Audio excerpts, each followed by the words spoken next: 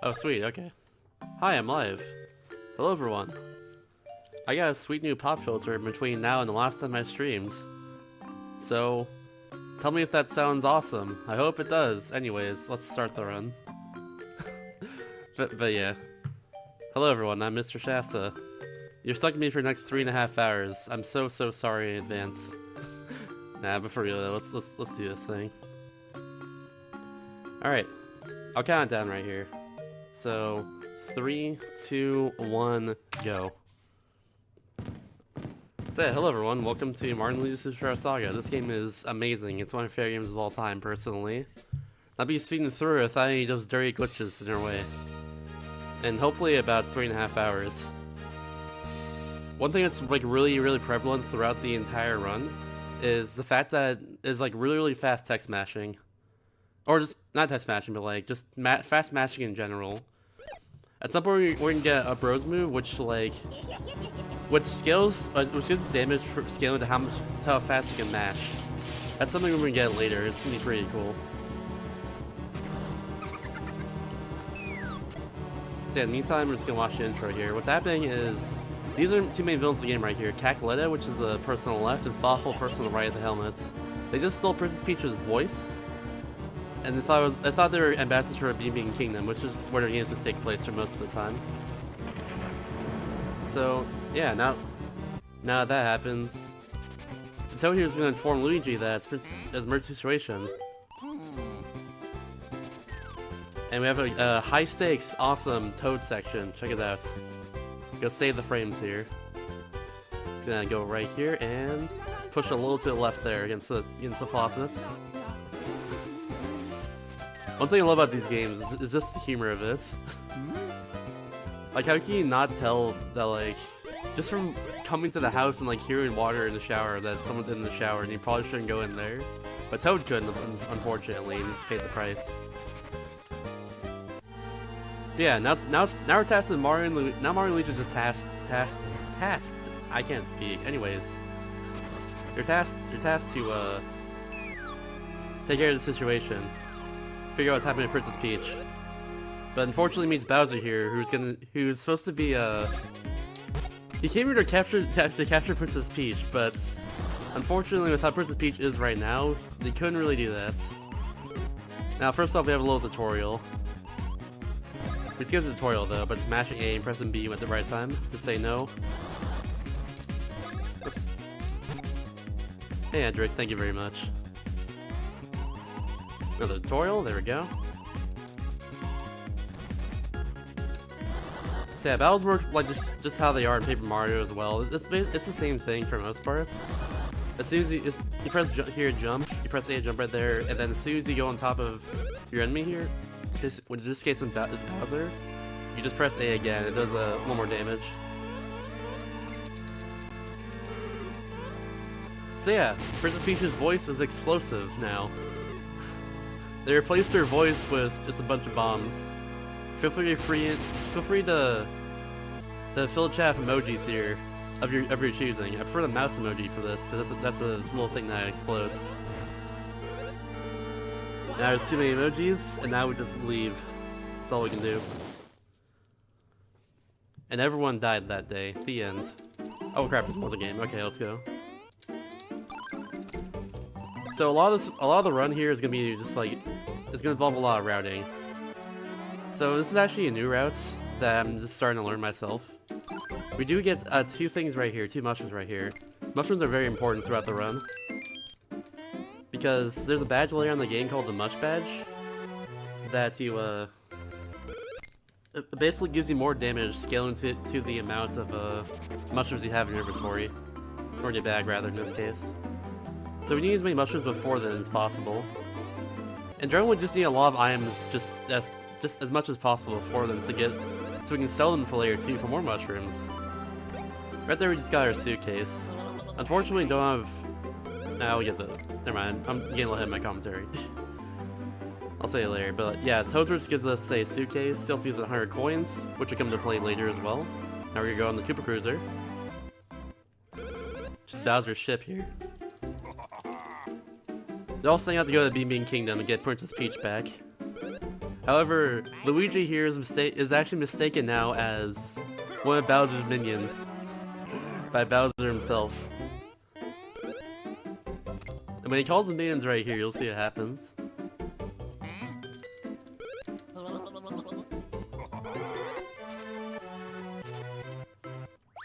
He just tries to run away.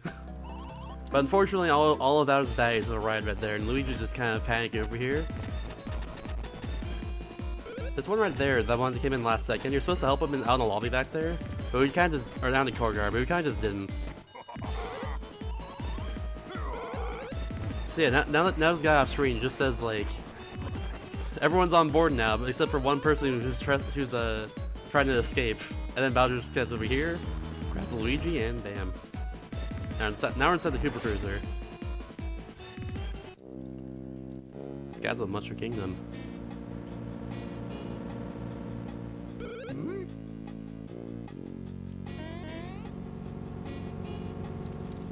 So yeah, now we have to get to the very top and talk to Bowser.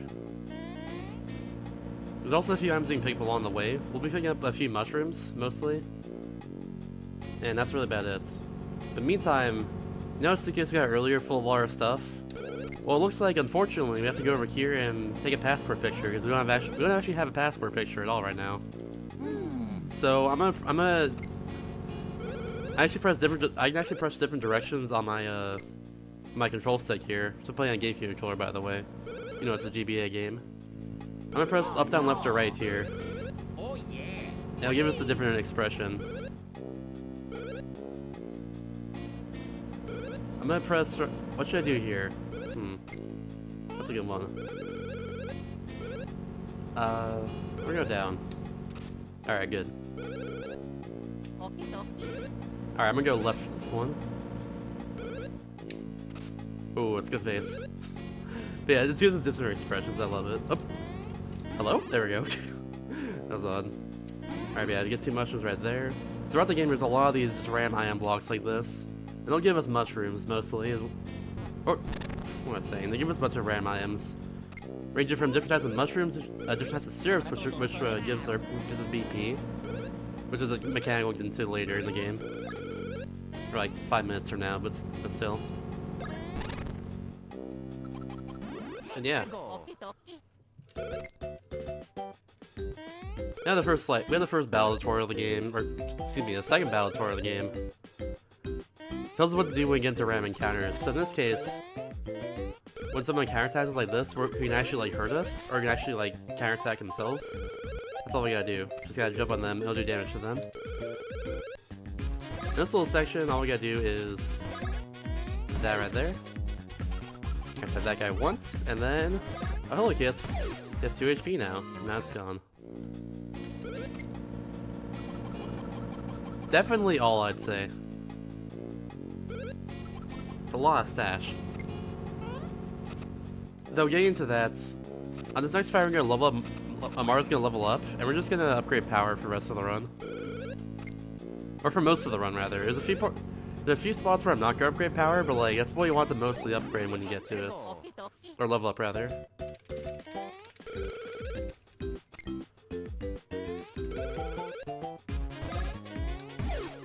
Yeah, since we did first strike there, it actually does 2 damage to both those Goombas. So just do 1 jump and that's it. Alright, 1, 2, or 3, what's it gonna be? It's gonna be a 2. Oh yeah, that's really good. So funnily enough, you actually don't want too much power before... You actually don't want too much power in this first part of the game. You want... For basically the first, I want to say 30 minutes of the run. Yes, that specifically. You want to basically upgrade... Or you want to, like, not the most optimal amount of power, or not the most power you can get. You want almost like optimal one. If you get too much power, you actually will take out bosses in a lot fewer turns, and it's actually really bad for routing. You'll see why later. Hey Winner, thank you. You do that, it's the best. Jokesten is beautiful. Alright, yeah. Calculator and Fawful, they just tap the ship. Tanya while like thousands of feet in the air. which I have no idea why Calculette is flying a straight up chair that high in the air. That seems really dangerous, but you know, it's cool. Yeah, Bowser's all hurts. Falfel hurt him. Now we're gonna fight Falfel here. This is the first quote-unquote boss fight in the game, basically. Actually, second. Technically, the Bowser tutorial earlier was a boss fight, but yeah, it's easy. Either way, since our only attack right now is a jump, that's what we're gonna do. We get more attacks later, they're more interesting, but yeah. Bowser tries to give us a tutorial telling us how to dodge this guy's attacks. For some reason, I don't know why, but it's literally just like, look at the color text. That's what he's gonna go for. The longer text, he goes for both of them, starting with whichever one is colored first. In that case, have you the readiness for this? And goes for Mario. I don't know how you say red text though, or green text for that matter. I don't know how you say that sort of thing, but you just kinda do.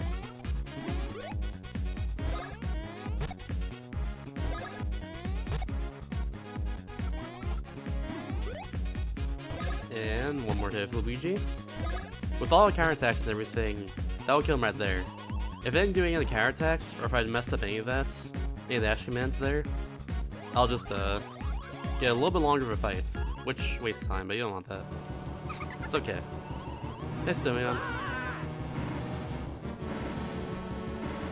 See, now Falf's gonna destroy his ship, so I'm gonna go crashing down. Funnily enough, in the remake of this game, this little scene here about the ship crashing down actually spawns the extra minigame in the remake coming out soon. Called Mario & Luigi's Super Saga plus Bowser's Minions. The Bowser's Minions minigame, or the Bowser's Minions section is actually based off of what happens here after the Koopa Cruiser crashes down, and all Bowser's Minions kind of like scatter everywhere. That's never explained in this game, but like it's also something you don't really need to explain. But the game does it anyways in the remake. Coming out on October 5th or 6th? But yeah. No, it didn't. I had left and down, I think. No, I had down and left. Other way around. Here's some of the fun things about this game is whenever a situation happens like that, such as them crashing down from the sky, stuff like that just happens, where you just kind of fall into the ground, nothing happens at all. And Luigi just kind of gets stuck in the rounds.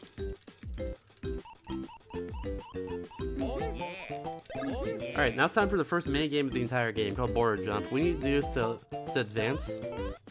There's actually a strat to make this a little faster. You know, it's all like the same thing every time. Simply enough, all we're gonna do is lose 2 of our lives for both bros. Which after minigame's done, will make it so the background has less fireworks. That's all it does.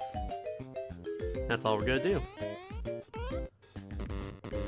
We just intentionally damage ourselves. I jumped a little early there for Luigi, but it's fine. Not like it matters. And there we go. If you notice in the background, there's the flag there and stuff from Super Mario Bros. 1. The flag just slowly raises throughout the entire minigame. And at the end, you get fireworks every single time. But if you get hurt a bunch, or if you get hurt twice there, you get less fireworks in the background. Just a little time saves. Alright, so this is very important. We're gonna attack this pipe right here. It's gonna save a lot of time later on in the game when we come back to this area. But we need to tag the pipes so we can get, it's basically the fast travel system in this game, or those pipes. We need to tag all of them, or most of them in this run, to get places a lot faster. Alright, now time for some enemy dodging. Alright, good, that was easy. There we go. Bowser having to land this little cannon here, and we're just gonna stop on his butt for coins. But he landed face first in that cannon, after being like, hit out of the sky and all that. Here's Tollstar. He says you can't go past. He said you won't let out Bowser, or we can't go past this area without paying the toll. There's 100 coins. However, what we have is Mushroom Kingdom coins, which are worth way less than the Bean Kingdom coins. Which, by the way, we'll get into this later once it's relevant, but like, the Mushroom Kingdom's economy is absolutely fucked. I'm just gonna be real here. It's absolutely awful. The Beaming Kingdom's money is worth way more than Mushroom Kingdom's money. Anyways, now we're tasked to get 100 coins. So that's what we're gonna do here. Oh my god. Okay, I still got 16 there. It was weird.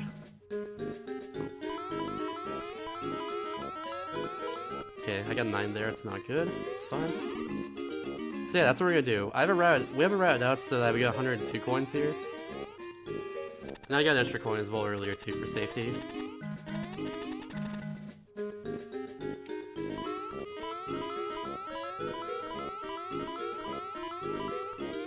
We're going here, there we go.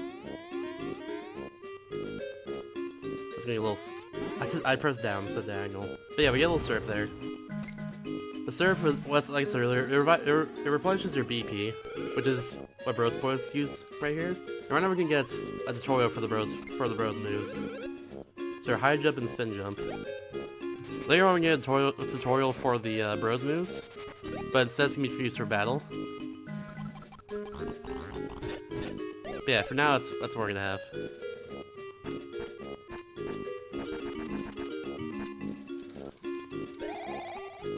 I feel like a lot of people did. Nintendo doesn't really like advertising much.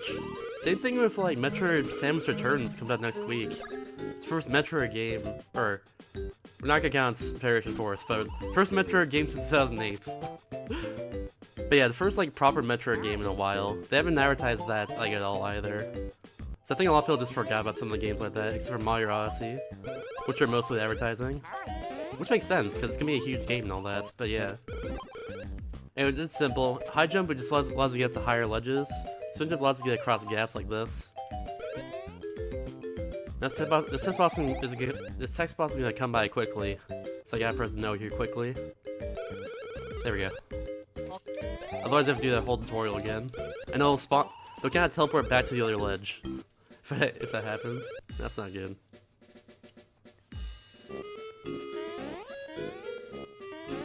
So now it's jump course. I'm just gonna go up here like this. That was an accident. There's actually a skip for jump course here in the 8% run of this game, but in Glitchless we don't use it because we consider it just like skipping a part of the game, which is just ban the category for obvious reasons. That's what it's supposed to be. Alright, so this fight's a little newer to me. I do it a different way now. I'm trying to. I've just started learning it. Hopefully I remember how to do this correctly. Oops, I did it wrong in the first place. So here's what it is. So we're gonna get automatically healed after the tutorial from up here for bros moves in battle. So in the meantime, we're just gonna be using all of our splash pros here as much as we can. The reason for that is because we just see that normally. The reason for that is because this is all carefully routed out so that before Queen Beam, we're gonna get splash pros advanced, which allows us to attack her directly instead of having to worry about spike damage on her. Ooh, 3, that's really nice. It's mostly Mario has to worry about, like... There we go. About, like, having too much power. But Luigi as well is kind of a concern. Why'd I do that?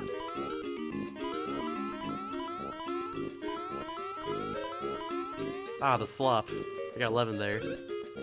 There's some backup points if I need it. It's okay. But yeah, now it's a little tutorial for bros moves in battle. Check out how you introduced this to us. There's all those fighter flies that we fought earlier. And the Star-shaped bros here, which is what they're called. They're people who spotted us like in the out of the binoculars, like when we were falling down from the sky. They're those people. They just said a bunch of fireflies with us, and now we're suddenly in a battle.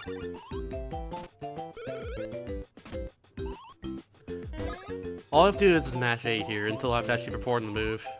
What bros moves are they're just a combined attack, which is a lot more powerful than a regular attack. In this case, what it is just you have to perform something action. In this case, press A to go on top of Luigi.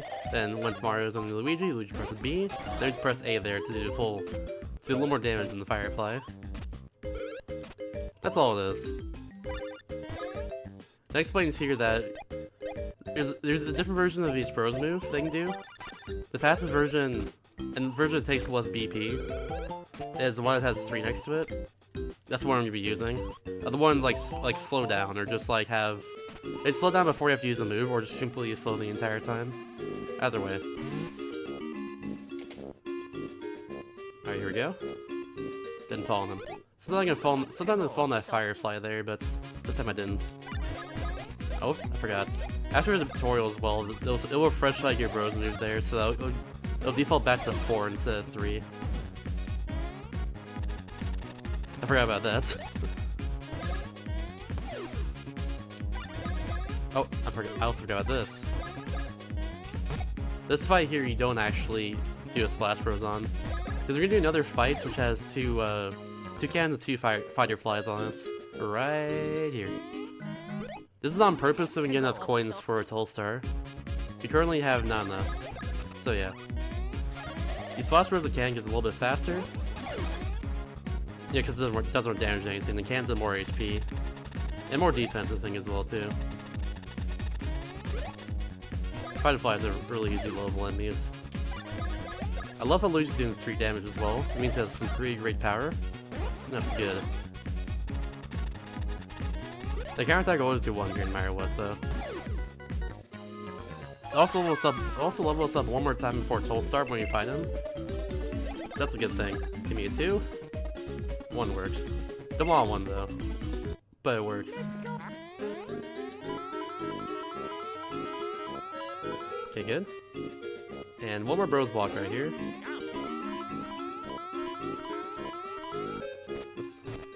There, good. 100 to the dots. Then I'm gonna heal Mario there for BP. So he gets all his BP back and everything, because I healed him.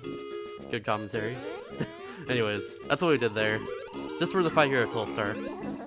So yeah, now we're gonna fight Tolstar. This fight's pretty simple. All I do is spam Bros moves on him. And just nail them every time. This is Splash Bros. This is calculated so that we have enough Splash Bros by the end of the fight in Hui Mountain, which is the 2nd dungeon of the game. This right here is technically the 1st dungeon of the game. Stardust Fields, which there is called. All our Splash Bros calculated so that we have enough before the end of the boss of the 2nd dungeon. Just to get Splash Bros advanced. So we just try to use as much as we can over here. We don't want to get Bounce Bros advanced. That's what we don't want. If we do, then it just wastes time with the animation. That's all it does. And we don't even use it, so it's useless. Yeah, we're gonna heal Mario again for Syrup. Just to get more Splash Bros and everything.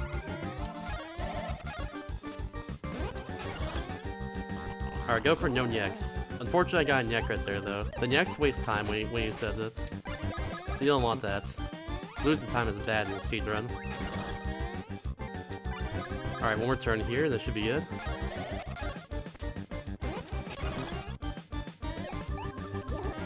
Oh, I got a Nyek. It's a little bit of luck, but it's not a big deal. Yo, the lucky hits! Crit mattered. Nah, he has actually 2 HP at the end there, so I just jump on him so it kills him.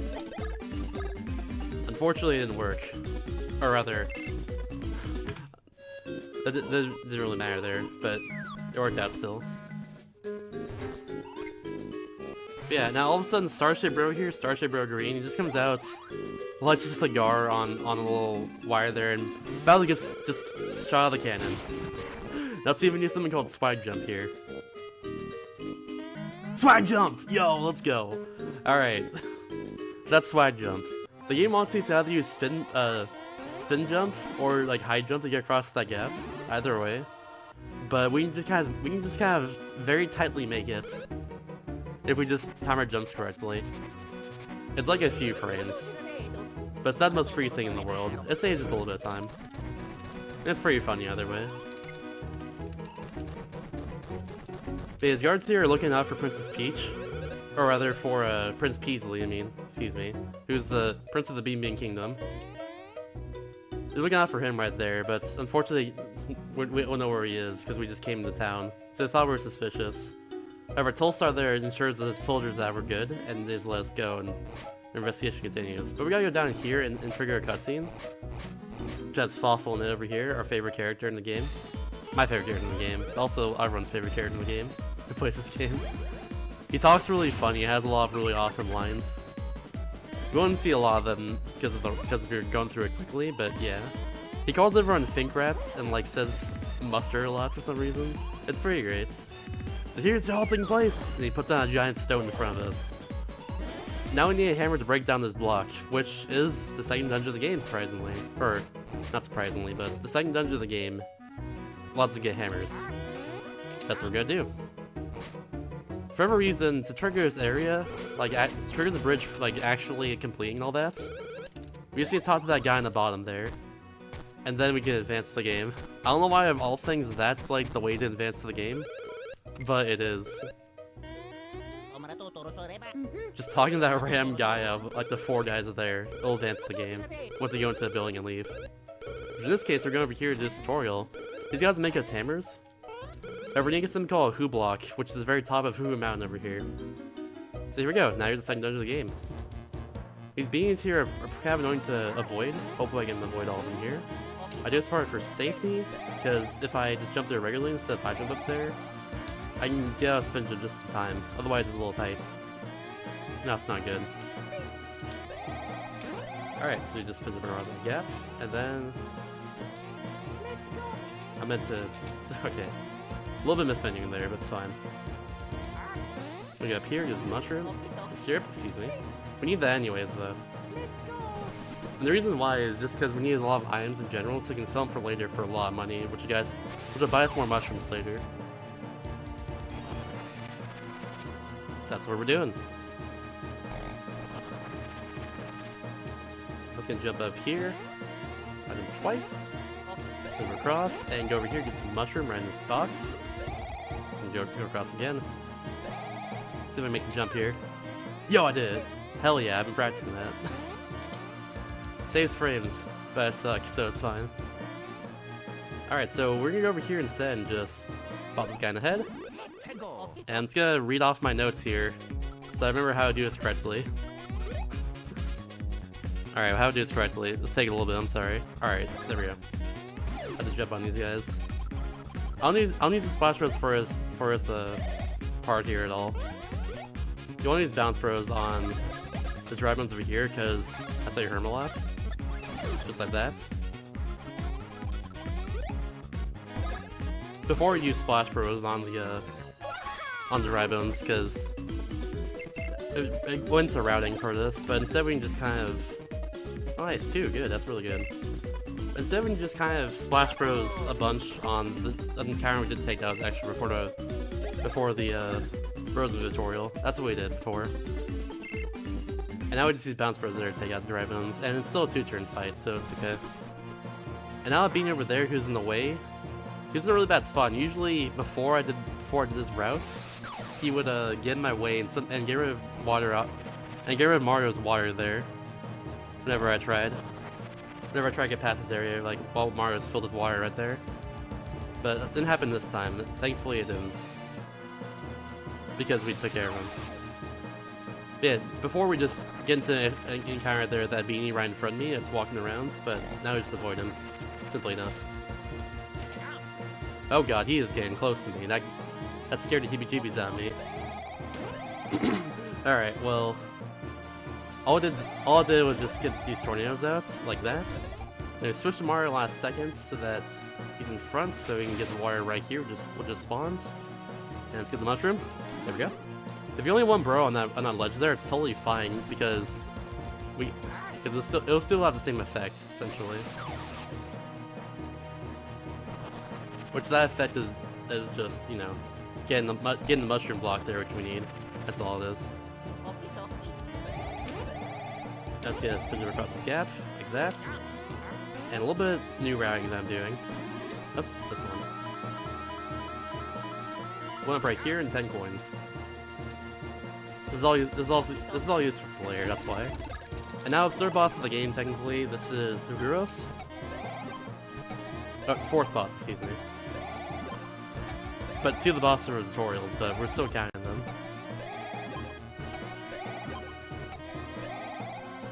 We have a little mini game here. These orbs here are completely randomly spawning. They're actually souls. Kind of dark, but yeah. I got good luck there. And now I have to defeat him. You can't beat me. Let's go. So this fight's pretty cool in a way. If he goes into the bomb platform or bomb pillar, which he did, I don't have to do any menu whatsoever now. So all I'm gonna do is just Press A right there, go to the pillar. Press B right there, you go to the pillar. What this does is when he goes into the ground right here and pops up again, he'll be under the pillar and is now exposed for the next like turn and a half or so.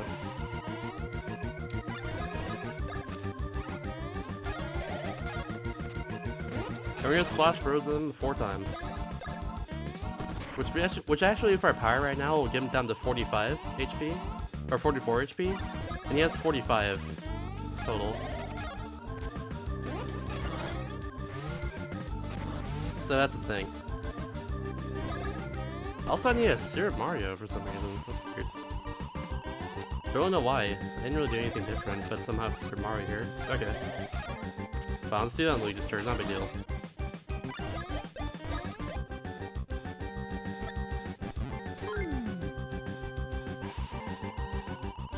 I should always do that. I'm just forgetting now.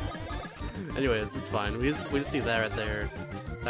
Oh yeah, I always did that. What am I saying? I just brain farted. Anyways, do that. Attack your gross. There we go. He had 1 HP left right there. So that 2 damage we did was overkill. Press F to pay respects for heroes. Nice 2 again. Alright, we actually have perfect power. If we have 27 power, we can take down Queen Bean, the boss after next we're gonna face, in 4 turns. That's very good. Because otherwise take 5 turns. That's slow. We wanna go fast here.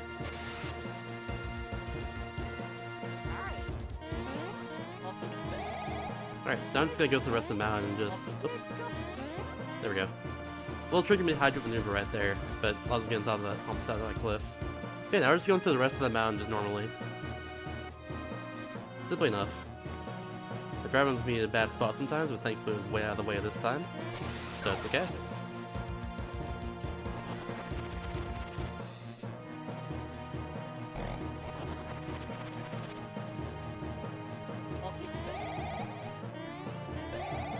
Using it over here. Oops, jump on the mountain.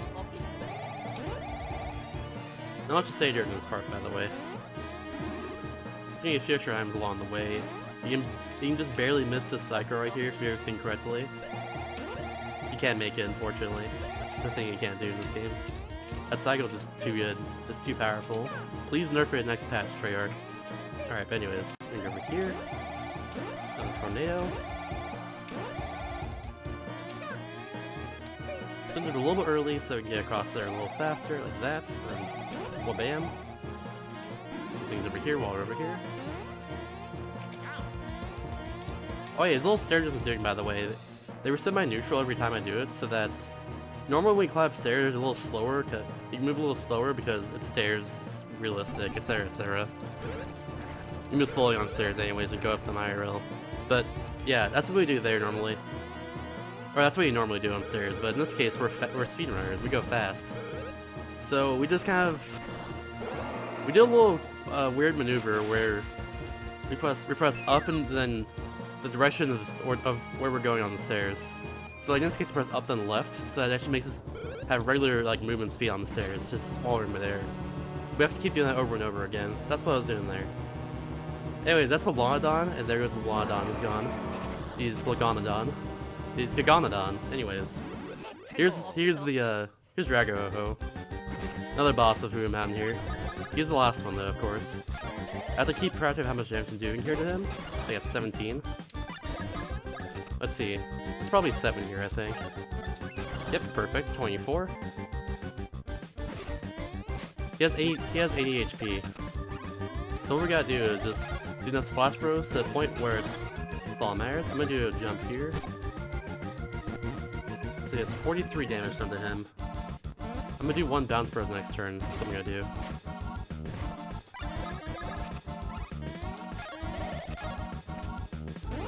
There we get for that.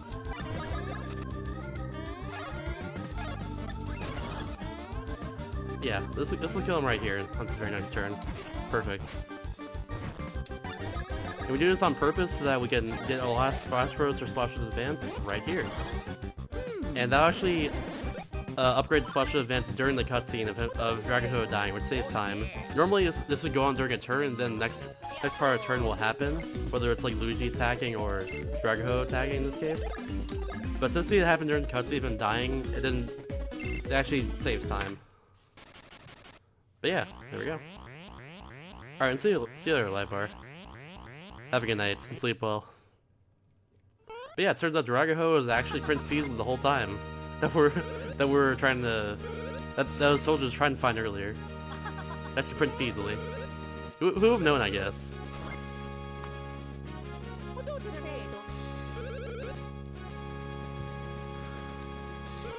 So let's get fly away with a little magic bean here, back to Bean Castle. We're gonna meet him. And the only way to get inside the castle is using that rose there, to let the soldiers know that, let the guards know on the very front that they're friends with Prince Peaslee, so they'll let them in. And that Valuethon, who got flown away earlier, now he's back. And now we're just gonna go over here and do the thing. AKA do what we're supposed to do in the first place, which is get the Hoo block, which happened to fall right into this chimney where the Hammer Bros here were. And now they're gonna make us a hammer, using this Hoo block that just randomly fell down their chimney. That's what we're supposed to do in the first place in Hoo Mountain, but when we kicked the Hoo block earlier, right in front of Valuethon, just happened to fall down to the chimney here. And now we have hammers because of it. So yeah, good coincidence, am I right? We totally just forgot we were supposed to be doing that the whole time, but that's cool, I guess. But yeah, now I have hammers, and that's another thing we can use instead of just jumping in our overworld here. So yeah, we use the right that block, and now it's gonna get something called a nut. But yeah. Over here, it's gonna hammer a thing. It's the water. The rock that's on fire over here is the only one in the entire game, but just right here for some reason. I think it's just to tell us that, like, we can extinguish stuff with water, even though we learned that earlier. I don't know. But the game just tells us that right there. It's weird. Anyways, there's a cool green dog right there, but we're not playing the dog, unfortunately. We're just gonna do the minecart minigame and leave that dog forever. That means forever. The same little man will pop up at the very end of this minecart minigame, but there's no dog there. Where'd the dog go? Answer me, Nintendo. Answer my many fan emails asking that question. I don't know. But yeah, it's weird. Like, the dog is there at the very beginning of the minecart minigame, but he's just kind of not there at the very end of it. And I miss that green dog, quite frankly. Anyways, ranting aside, this is the minecart minigame. It's just a very chill minigame. All this is just an auto-scroller. We have to collect at least 10 gems by the end of it, and jumping about swamp there will make it pretty much guaranteed that we won't fail the minecart minigame. There are 2 swamps in this minigame, and they both take away 3 gems each, and they're a total of 15 gems that we can collect in this minigame. So if we avoid 1 swamp, we'll be pretty much exactly okay, hand emoji, when it comes to avoiding all these swamps and, like, completing this minigame and not having to redo it, which loses like 2 minutes. So we have 13, and there's no other obstacles. And perfect. Dude, I wish I could pet the dog. The game has given the option. I would totally do it every time if I could. But yeah, look at this. Look at this. The old man's right there. He just kind of teleports in the middle of the cutscene, no big deal. And there's no dog here. Where'd the dog go? I'm sad now. We got nuts, it's fine. Anyways, those Hammer Bros that caught to us somehow. I don't know how, because you're on the minecarts to get to this area of the game, but we were on the minecarts, so some of that caught to us anyways. Let's not worry about it. But yeah, they're here now. And they give us a tutorial on how to use hammers in battle. I was pressing the button, that's cool. I'm dumb. Okay, well... actually, I still did the tutorial again. I can only attack this guy. I was trying to attack the Luigi one. Okay, well... I'm just gonna go through it slowly, because I messed up. There we go. Whoops. First ate a little too much there. I got too eager, unfortunately. Yes, I have failed the minecart challenge before. One time, when I was first starting to run this game. I never did growing up. but the one time I failed it was like in a run. And that's only because Luigi kind of slowed down while he was trying to jump over one of those swamps and just hit it on, like, just randomly. So, it actually happened twice. It was just luck. I'm not kidding, it was just all luck with how I failed it, because sometimes Luigi or Mario will just slow down out of nowhere before he jumps on top of try to over a swamp. In that case, you literally can't like avoid it. It's really dumb. Oh hey, the town's destroyed. Whoops. But yeah, the town's destroyed. Looks like Cacklette and Fawful got to the town early. And yeah, the town's destroyed.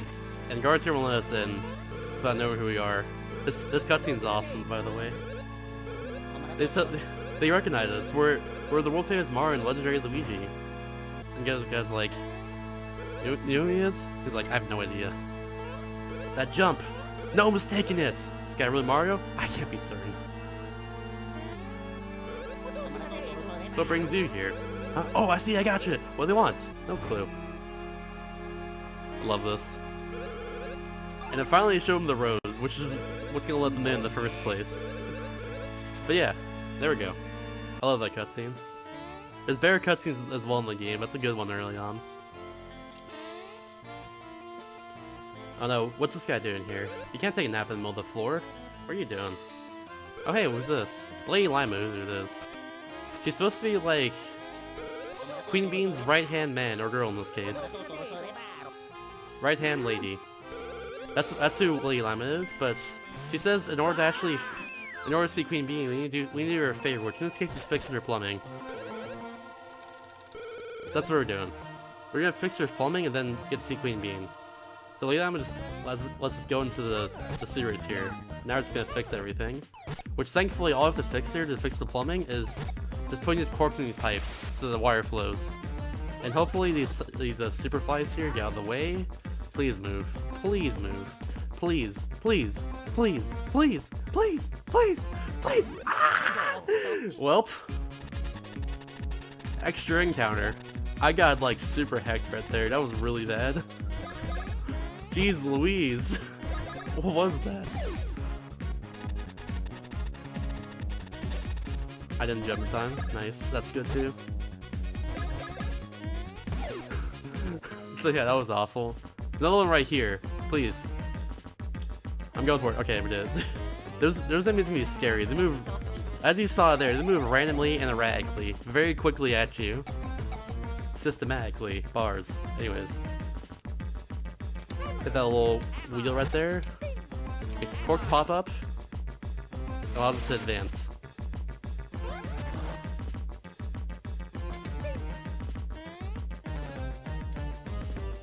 Oh, that guy's usually not a problem, but this time he was.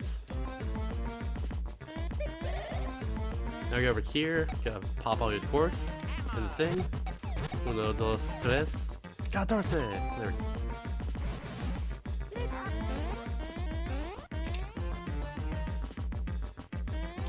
Oh yeah, get this first now actually. There's a few mushrooms right there. We're gonna go over down here and get another few mushrooms. Hopefully I can avoid this encounter in the meantime as well too. That'd be nice. I've been practicing it. Alright, let's see. This is a little tricky here. But let's get a few more mushrooms and syrup and stuff. Oh! Oh, get out of the way. Get out of the way. Thank you. Nice, got it. Good. Alright, I guess Mario's down there. There we go.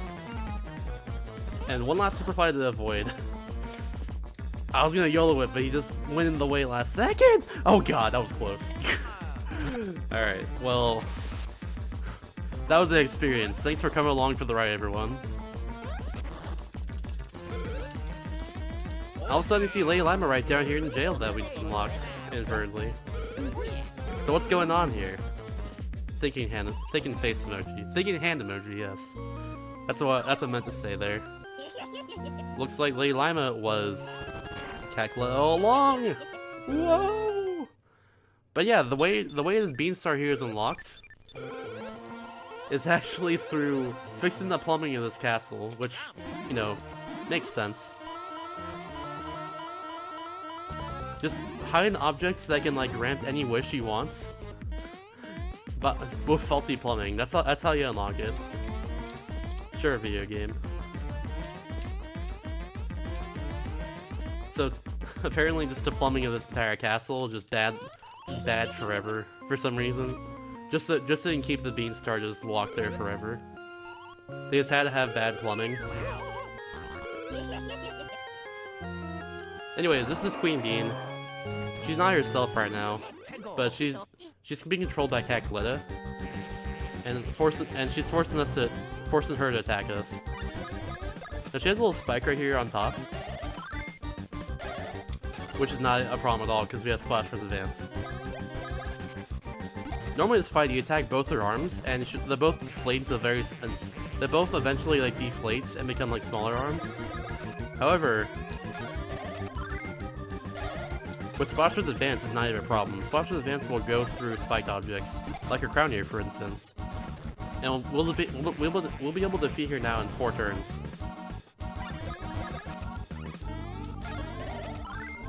Which is very, very nice. Otherwise, this fight takes a very long time. Because each arm has like, I think like 30 HP or something. So it takes a while.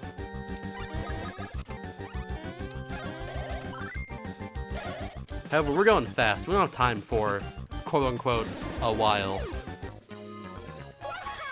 That's all I'm saying.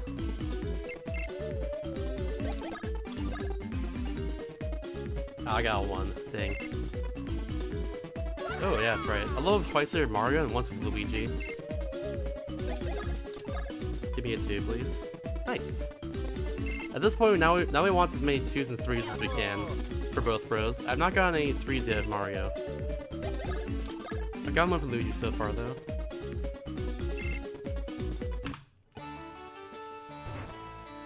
Alright, cool. So that Queen Bean just passes out after we defeat her. And we just need to cure her for whatever happened to make her this way. That Cackletta did. We just need to cure her now. What Leon tells us to do is go to Chocolate Woods where we make Chocola Cola. That's what we're gonna do. That's what will cure Queen Bean. So that's our task. Choose the Beaming Brooch, which allows us to get in Chocolate Woods. Or the Chateau de Chocolat, rather. What it's called. First off, we have this little peasant here. I forget what he's actually called, but I'm gonna call him a peasant because of what he is. He has the badge, gets a little tutorial on the badge.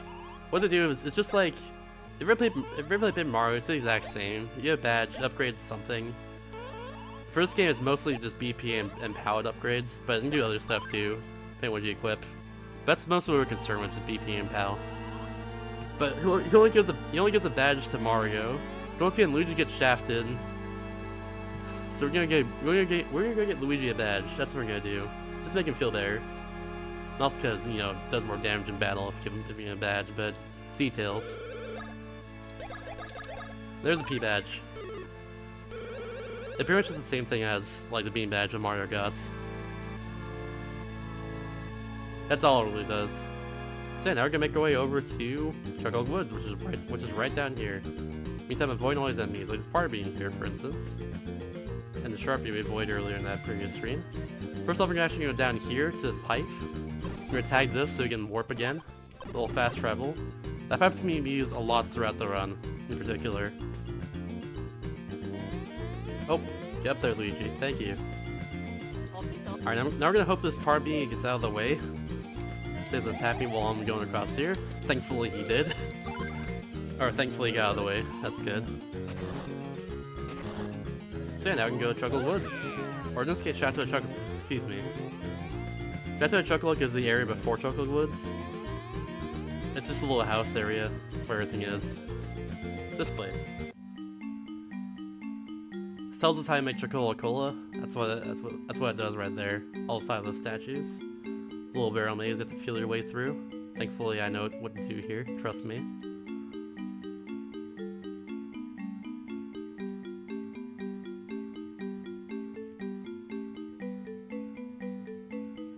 I'm actually gonna switch to Luigi really quickly right here. Because, whoa! Who's this guy? Alright, in the back. That was weird. Yeah, it's just a little bit menuing. That's all it does. That's why I do that. But yeah, this is actually Popple. He found us in the barrel maze just out of nowhere, and Luigi was left behind because of it. And who's this? I think I know what this is, but I can't put my finger on it. Do you guys know? I really don't know, honestly. This is actually Rookie. He looks very familiar, but like I'm not sure. Like I said, I just can't put my finger on it. I don't even know. This is weird.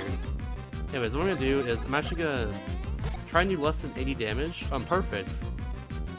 Damage is perfect right here, actually. And Luigi keeps getting hurt.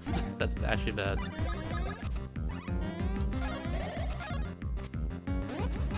So here's what we're doing.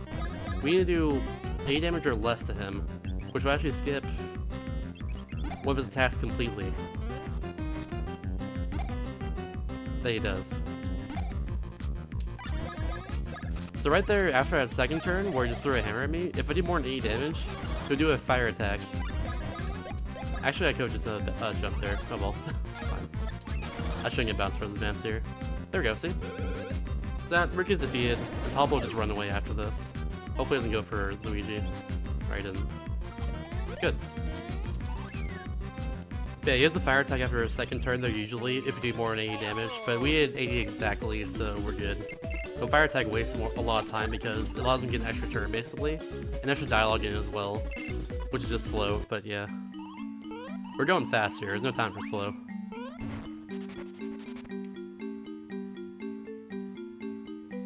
I just remembered, I should have upgraded Mario's HP after Queen Bean, but that's fine. That's only a safety thing. So yeah, in the barrel we just randomly kicked over. There's these two guys here. Notice how every person in this game who gives a tutorial looks like Mario and Luigi. just a little thing to point out. Like these guys here, I don't know their names, but they speak in French accents and they're hard to avoid. Hard to understand everything. I don't know what they're called, but yeah.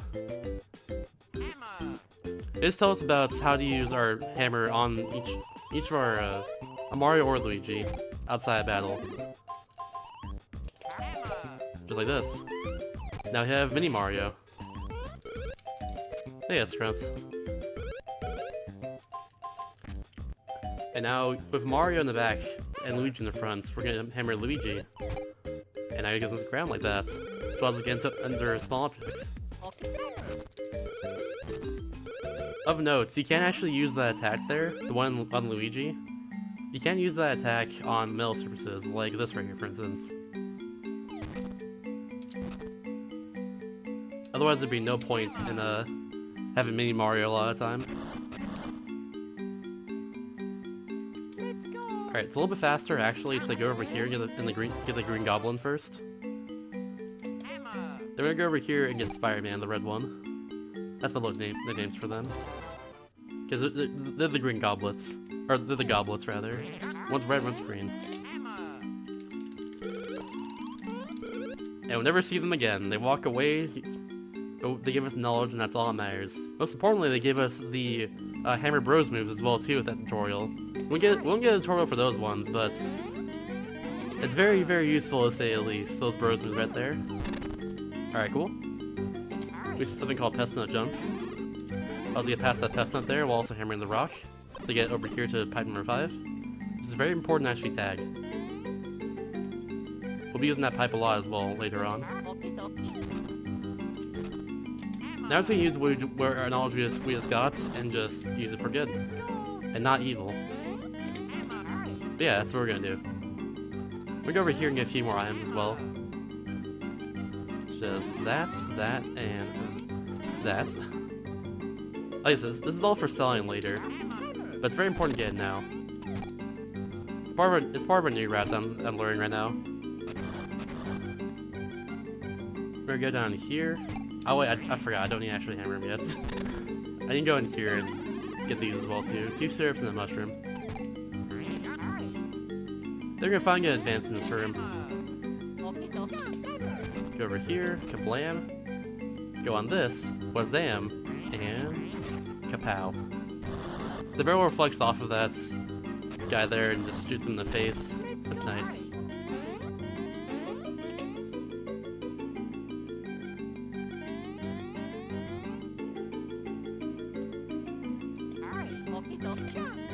Alright, gonna switch him across over here. That. Get the barrel and hope that this truck guy does not throw a thing at us. We throw that spear at us so he can get us out of the barrel and get us into the encounter. And that's bad. Encounters waste time. You don't want that. Alright, but this is all going smoothly. Time for a little fetch quest. This is Choco Roots. He wants 3 Chocola fruits of different colors. The white one, the red one, the purple one. We're gonna go get that for him, so we can advance and go to the very end of Chocolate Woods.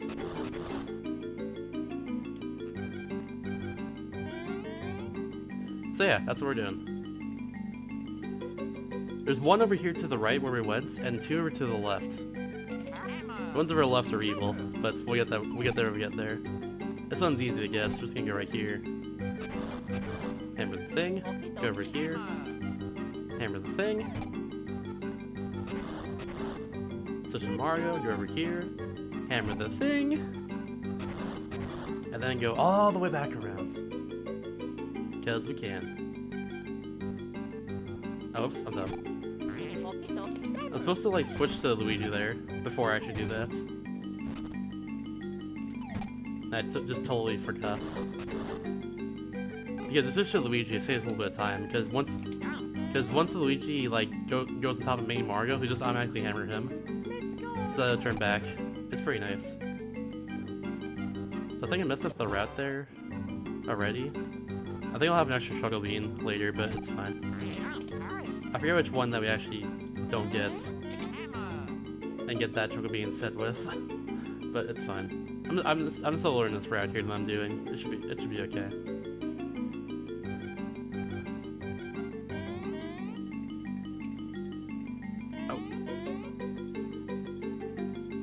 Alright, so there's another red Chocola fruit over here. We have to go through this little tutorial here for digging up stuff off the ground, which we did earlier for that 1 Choco Bean. This will give us 5 Choco Beans. Give us a total of 6 so far. Keep that in mind for later. We're actually going to use these in the coffee shop later, which will save us a lot of time, and will save us a lot of time later on as well too, with the reward we're going to get from it, which is the greed wallet. It's an item that will give us double the money we get in battle, so it's very useful for later. But that's not until for like another hour or so, I think.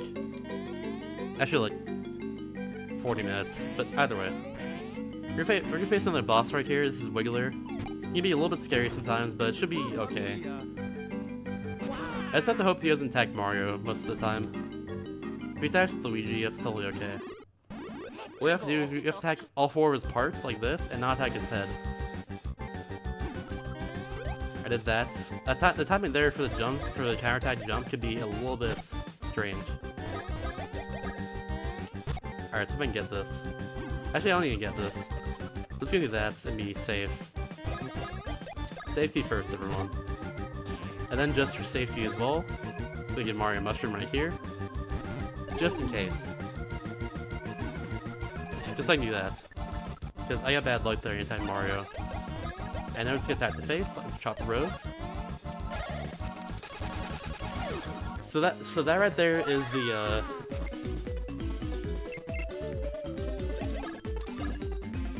that's the bros move for hammer that we got through the tutorial earlier. That we also didn't get a tutorial for. It's chop bros, which is actually the most overpowered move in the entire game. That's a move that scales to how fast you can mash. Essentially, is what it is. So for people who can mash really quickly like I can, I can demonstrate right there because I don't need to mash fast at that fight, but you'll see on Choco Layer, the boss's area, like later on. Anyways, for someone like me who can mash fast, you can do a ton of damage to bosses and just enemies in general. It's really, really nice. I got good luck there as well. Truck guys can be very, very annoying because they will notice you quickly and throw spears very fast at you, and when that happens, you begin to encounter them. That just takes a while. You have to run away from it, which loses your coins in your route as well too. That's bad. Oops. Please? Timing's hard. please. Should I just like match this? I swear. Because sometimes get stuck here for no reason. Okay, here we go. Purple Chocola Fruits. We're gonna get back over here just a little bit. So we have to avoid those truck guys again, which is very annoying. Another mushroom right there as well too, on the way out. And then we're just gonna hope and pray these truck guys don't get into an encounter with us. Let's hope and pray, everyone. Oh god, get out of the way, please. Hope and pray, get out of the way. Watcha! My new scene will come this summer. Alright, good. So, we're good. We got out of the way, we hoped and prayed, they got out of the way. Alright. And now we got all 3 chocolate fruits. He's very pleased and cries, and just gets out of the way, and now we can get past him. Look at this, Pop on Rookie. They're being mischievous mystery makers. And now I have to go stop them from getting to Coca-Cola. Get a few items along the way, they're just gonna go right here. Get full BP and HP. I'm actually gonna do a safety save here. Reason for this is simply enough because this fight's one of the hardest fights in the game so far. And since it's a marathon, I might as well just be a little bit safe, you know? Normally I don't do this in attempts normally, but we're gonna do this right here. So check out these jokes this guy is gonna tell. His name is Bubbles. He's a real comedian. Granola cola. I barely get that joke. But yeah, basically Chocola Cola takes 100 years to ferment, but only if you tell it like sweet jokes. Which is what he was doing there the whole time. But Bubbles isn't much of a comedian, if you couldn't tell. So instead of it fermenting into normal cola, it ferments into a giant monster who attacks us.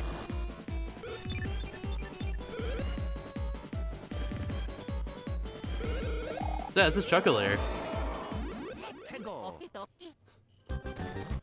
What he does is he uses a sword here to swing slugs at us like this. And he also has a gun attack, which he's gonna use later to attack us. So yeah, there's your fast match for you. You'll be seeing that a lot. I tense my arm a lot when I do that. It actually kind of hurts after a while. It's nice. But all for the sake of speed. That's my Mario Party mash. It's good.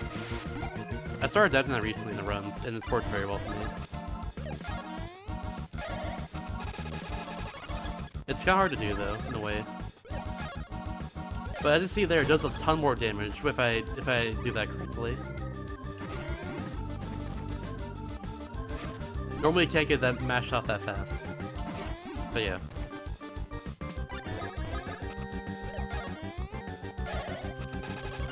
Oh, I thought I failed that. That's nice. So, a quote-unquote cool thing about Chocolate here is that if he goes in front of a bro and attacks that bro with a gun, it's like nearly frame perfect to avoid it. Which thankfully is even good luck in not doing that. But yeah.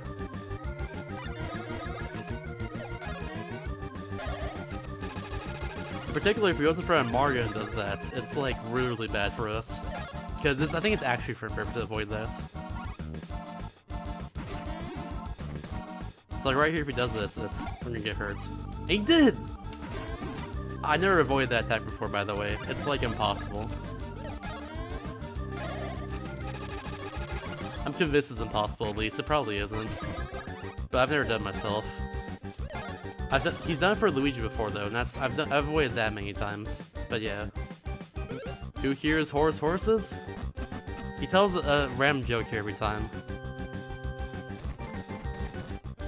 Good. It's completely random what he tells. There we go. Now he's dead. My favorite is, do bats play baseball? He also tells the banger of, do drawers wear drawers as well? That's another joke he tells.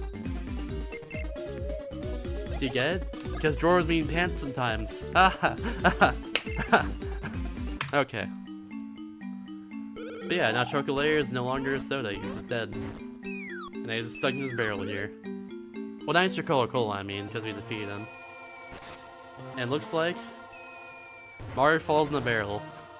And we need to go rescue him as Luigi. Right?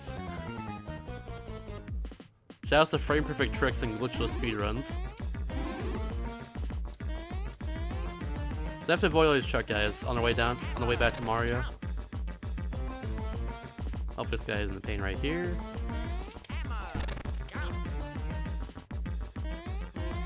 Nice, good stuff. I'm gonna get this just for safety. You know I really need it because I've done this run pretty well. I've done like well in this run so far, so I don't really need that, but I got it just for safety. This is just a 10 coin block. That's where we get into the encounter later. Because it'll take like when we get into the encounter, if they're running from the encounter, it takes some coins away from us, so that's just for safety. Like I said, but just explaining it. So yeah, now Mario has Chocobo switching around all inside of him. And we're gonna give that to Queen Bean. Simply enough. Now it's a healer. Back to normal. Blarf! Inside her she had a belly black worm, which is what was upsetting her so much and making her just giant horrible monster. And now she turns into a blue ball, or multicolored ball, and now she's back to her old self.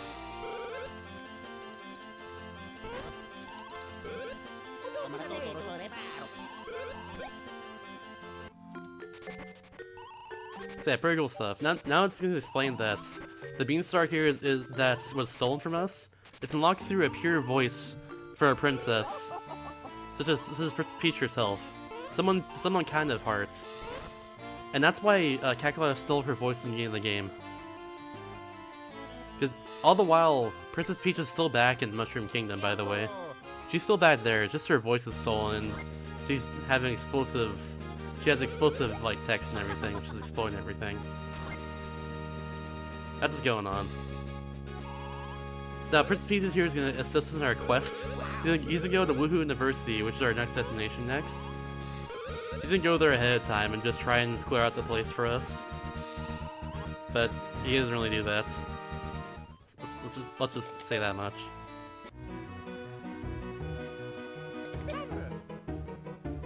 Thick.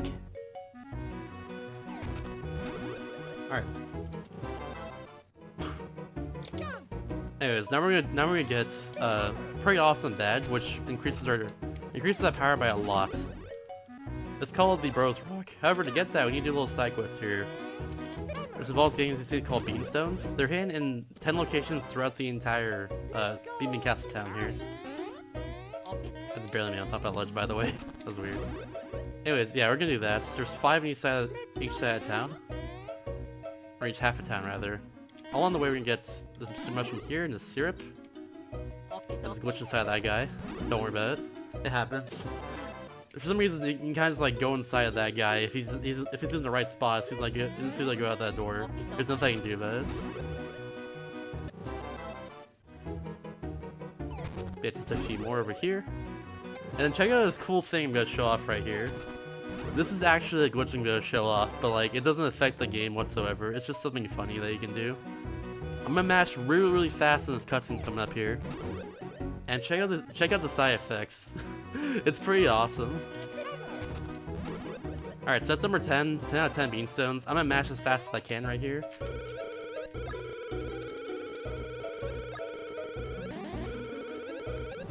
There we go. So yeah, now we have no HUD, and the screen's all black. However, once we cut the Bros Rock like this, the screen goes back to normal. We just need to pause, and that's it. So yeah, I love that glitch. I found myself by just mashing way too fast right there, through all that text. It's so good. Anyways, now we're gonna get a Sugar Bean right there, and we get to this bean fruit right here. The bean fruit is actually something for way later in the game, but we get it now because it's just fast to get it right now instead of getting it all later. Oh! Okay. I should have waited there. That was an accident. Oh, well, we'll just fight the Troopies. I think I can take them out in one hit. The gimmick of the Troopies, by the way, is that whenever I attack them, I'll just like send them back to the other enemies in the fights. That's their gimmick, but we don't really see that because normally we don't encounter them and like do whole fights. But that was a one-turn encounter, so it's just faster to take that really, and better for the routing as well too. Because if we run away from a fight, we just lose coins.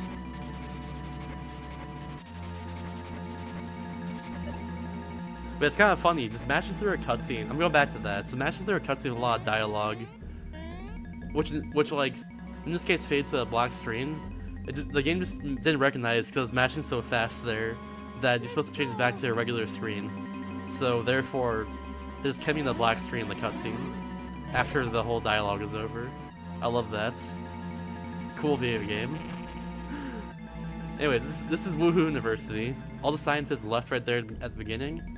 Now we're gonna investigate what's going on over here by going through it. This area has some of the hardest enemies to avoid. In particular, these viruses coming up here. These blue guys aren't a problem, I just go to the top of the room. These red viruses, however, can come at us very quickly. And when they notice us, they will first strike us every time.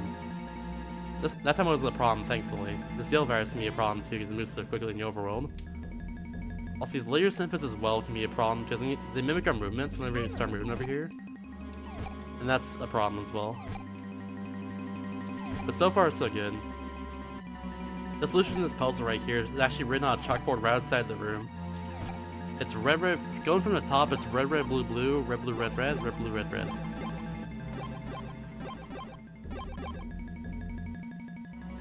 This causes what we're going to do for the entirety of this dungeon here. It causes light to appear, and we need to get this light to the very end of this area to unlock the boss. Alright, that was a little tricky to avoid. He could have, like, gone on a very small path there if I was not careful, but thankfully it was fine. He could just block me instead, but we're good. Also, yeah, that was a room full of viruses. It's pretty scary, but somehow the movement I do in that room actually works really well. I don't know how. It's pretty awesome, though. Am I on top of it? Oh yeah, yo, let's go. Save the frames. This is a little block mini game. Blocks move randomly at different speeds. They'll move at like medium speed and like slow speed early on, but I think after like 20 hits, they'll start giving us fast blocks, which we need to hit because they're fast. This is all completely random. It's luck, but it's not like luck that really matters. There we go. Ah, I was one away from 420. Ah, mad. Dang. Oh well. Rip 420, everyone. I'm sorry. Oh. There we go. Got the mushroom.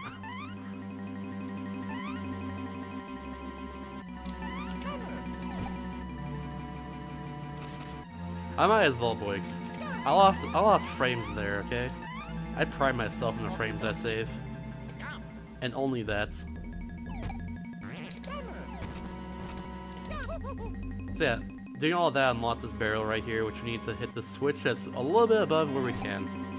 Or where we can reach it. That's all I did. Brings the light over here to this little door, and unlocks it for us. That's where we need to go next. So time to backtrack a bit. Past all those rooms of viruses, which I said before are really hard to avoid. Hopefully they're okay this time. Oh no. Oh no. This is actually fine though. Okay, good. I said this was fine, and then I almost didn't counterattack him. They do a lot of damage, as you can tell right there. A ton of damage. But this will kill him right here. There we go. You don't want them to attack you anyways, so it's totally fine. That's for... You're actually supposed to take that encounter there on purpose. So like, even though it looks... Even though... Oh, I just remembered. This is part of the route now. Get these two. So perfect that happens. Okay, this guy's in bad spot again. Alright, good. We can get past him now. Oh god! Oh Jesus pooping Christ! Okay, well, that's bad. Luigi's dead. Mario might die if no counterattack this. Oh wait, never mind, we're good.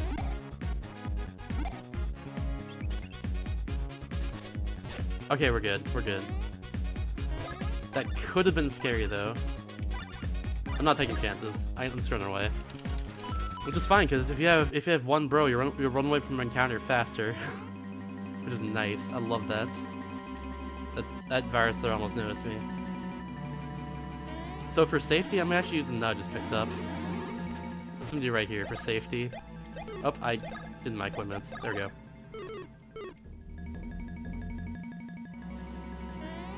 There's one more encounter we can get into in this area, basically. And that's this guy right here. You have to get past him 3 times. Most time he's okay, though. Once you get to the stairs, like, he won't go after you, which is nice. It's very, very nice.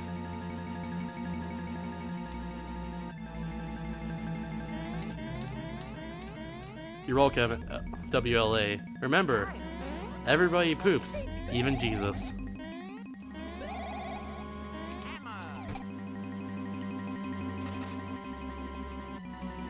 Alright, now I have to go across this gap, spin jump over here, go over here, have Mario go into this little maze area, just go through it. There's a bunch of smiley faces here, which is a little creepy, but it's fine. This is fine, don't worry. It'll be okay. All your worries are not. Don't you worry. There's no worries. Bob Ross poops as well. Well, he did poop. I'm sorry. Bless you, Bob Ross. Rest in peace, Bob Ross. Did you know Bob Ross had raccoons for pets? How adorable is that? I want a raccoon for a pet.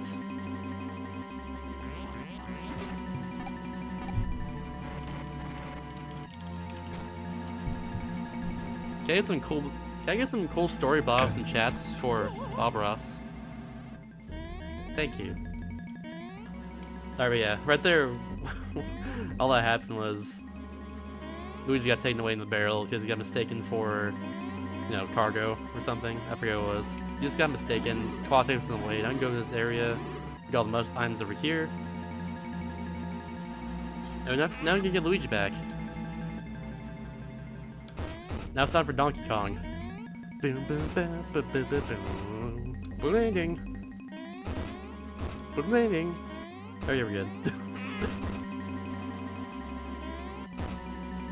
He did. It was pretty awesome. I want a raccoon though, and an otter. Someone give me an otter as a pet, and I'll love you forever. That's the way to my heart.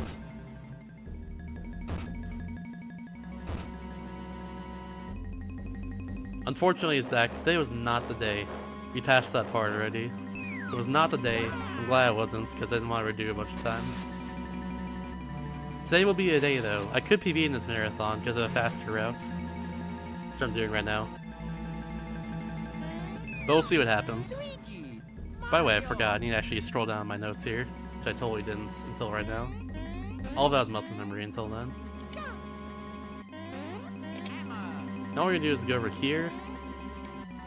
Get Lazy Sniffets, get him out of the way, thank you. No problems whatsoever. This last part's really easy. It's basically just a tutorial for a concept which we had earlier.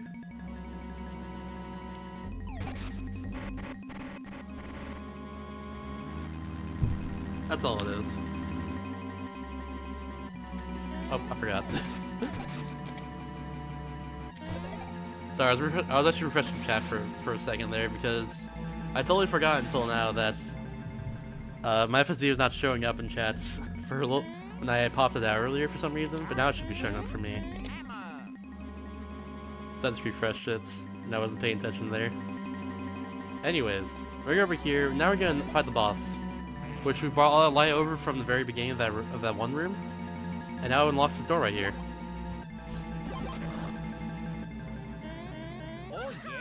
Oh yeah! Alright, so the cool thing about this is, actually, why am I saying the cool thing? This fight sucks. Alright, I'm just gonna straight it straight up. This is my least favorite fight in the entire game. Therefore, I'm gonna save here. Actually, hold on. I keep doing that. Safety. Now we're gonna save here. So this is Cacaletta. She has a few attacks that are really, really annoying. What you want from her is you want this lightning attack that should appear here, if we get lucky. If it doesn't happen, then we're gonna get an attack which splits into 3, and not even kidding you, for whatever reason,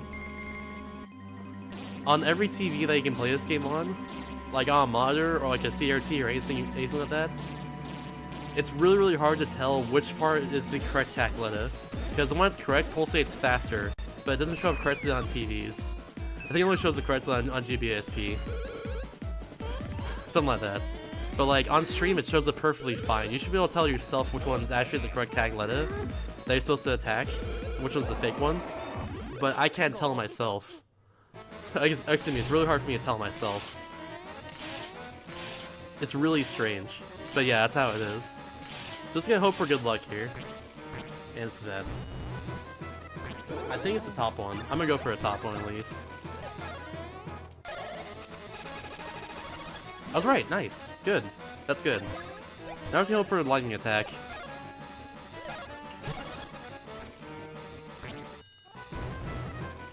I wanna say it's the middle one.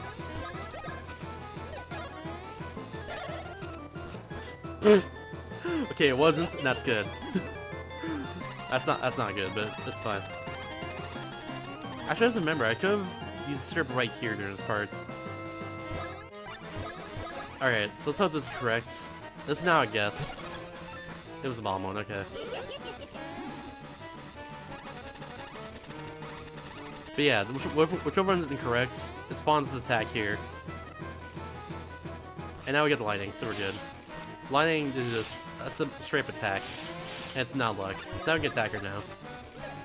Oh my god, almost failed that. There we go.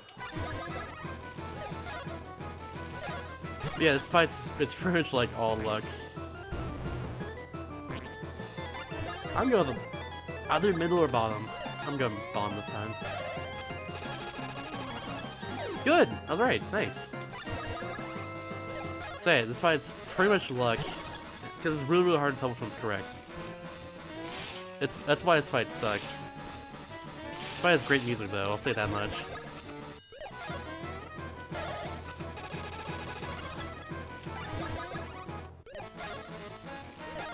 Hope this is correct as well. Or hope it's enough? It's enough, nice.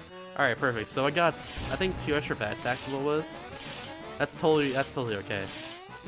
It's slightly faster to get to the attack which splits into 4, but it's like way more annoying for obvious reasons. Because like I said, it's really hard to tell which one's actually correct. Because the visual cue for it is like not immediately obvious. And it pops up so quickly.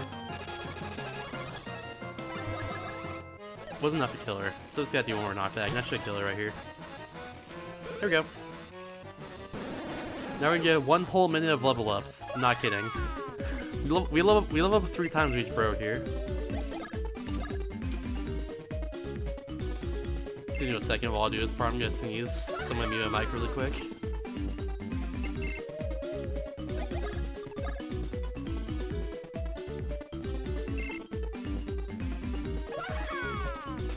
Okay, false alarm, but might come back randomly, so there's a warning. What the heck? Why is my FSZ not showing up for me? That's weird. I don't know why, but like, for some reason when this popped out chat, my friend Rezimas aren't showing up. This is really weird. But oh well.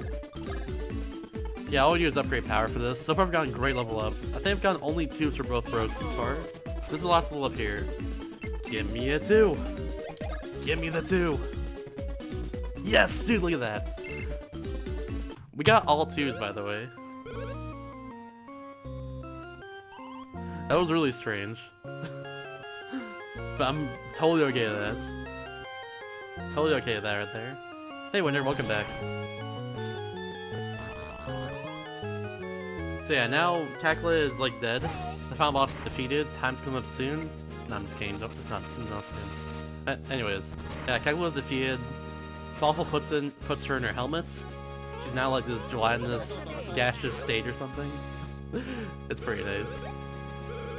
And yeah, Prince Peach just comes in last second, saves the day, sends Thoughtful out the window, and he's on his merry way. Now just gotta get out of here. There's Nut.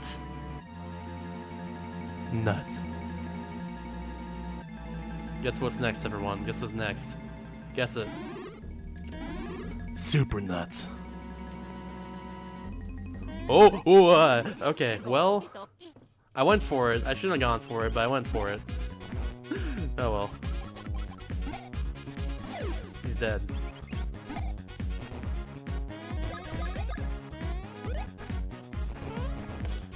So yeah, extra encounter, it's fine though.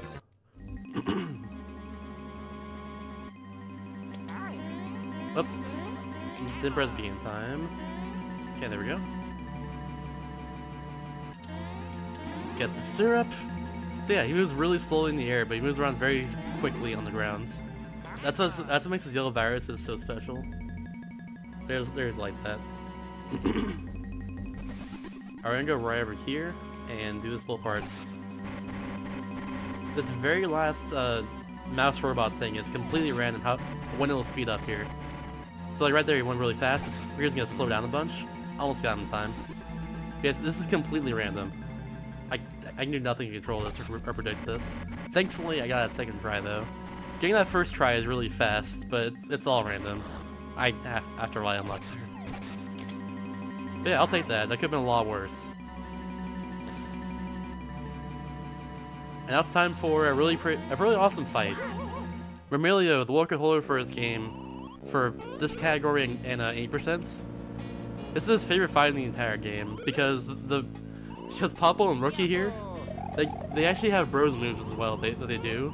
They have two apparently, but we don't actually see them in the run.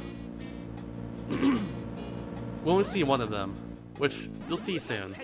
It's pretty cool though. It's kind of cute. They just copied us.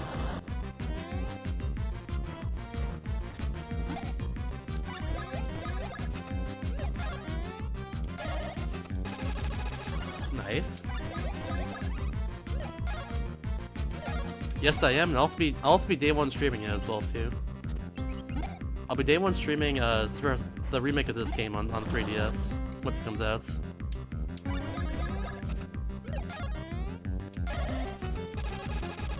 Nice, that was a really good match there.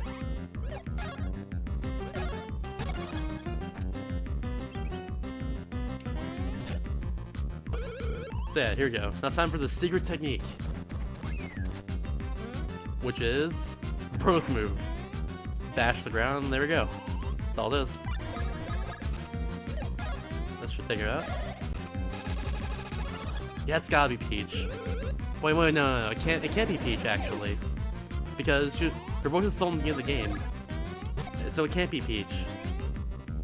Because see, Rookie talked right there, and the ground didn't explode below us, so it can't be Peach.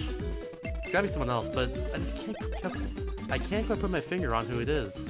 It could be anyone, really. It's probably some random Lackitude, what it is. I think it could be Lackluster. Ah, no, it can't be Lackluster, it's a Koopa. It's gotta be Cooper, I think? Or no, maybe Koops? Oh, I forgot to split. That's fine. I think it's Koops. Yeah, my guess is Koops. Metroid? Ooh. Solid guess there as well, too. It could be Metroid. Hey, there's a Peach robot here that angered Beanstar before. It just drops down from the ceiling, ranges the Beanstar, we climb on top of it, just goes outside like that. And right here we get our big reveal.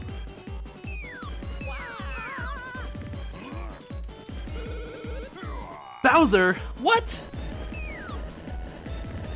That's just BS right there. I don't believe it. This game's lying to us. I'm sorry. There's no way it's Bowser. There's no way. No, it can't be. No, what? No, it can't be. No. No.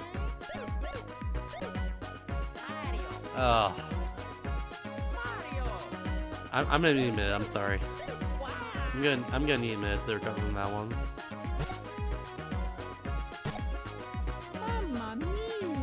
So will Mario, apparently. Hey. But yeah, Bowser lost his memory when he got shot out of the cannon earlier, and that's why he was helping Popple the whole time. That's what happened. Now he finally remembered while he was in the air with the Beanstar and everything. Get this right now so I don't forget later. Now it's time for the best song in the game. Now keep going to the left here. Hi, hello. I keep going to the left here for some reason. You know, I go to the right in this temple first. But yeah, time for the best song in the game.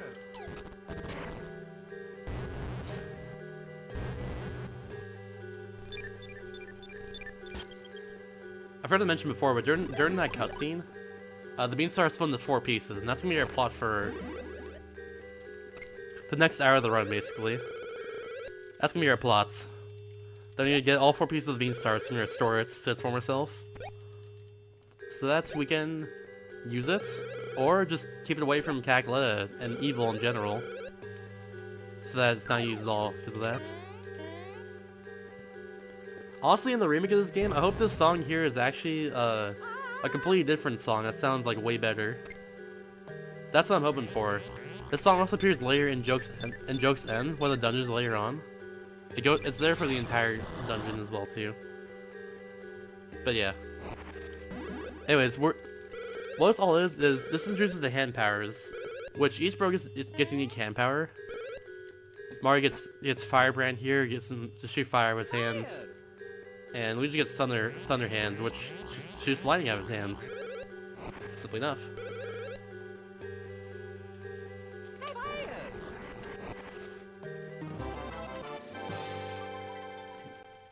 And later on in the game, we'll get more advanced techniques of these powers as well too.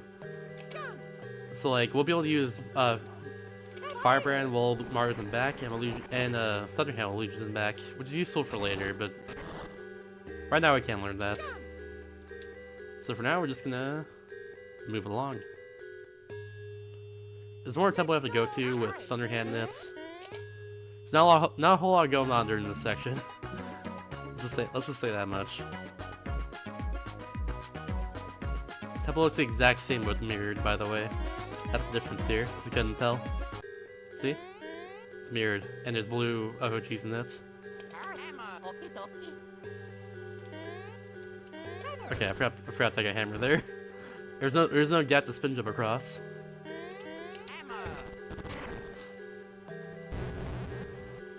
Yeah. See, we had that really bad song out there in the overworld of this area here, Ovo Oasis. We had that really bad song playing, but thankfully we won't have to hear that too much, because we're in this temple here with this really kick-ass song right here. We're here at this banger. If you don't appreciate this song, then you don't appreciate this game, quite frankly. I'm just gonna be real for you for a second.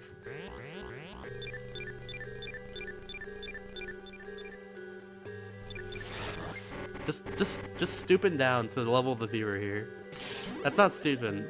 What am I saying? That sounds very arrogant. I'm not trying to sound arrogant. But yeah. Anyways, we're getting Thunder Hands. Thunder. We'll use it to do stuff.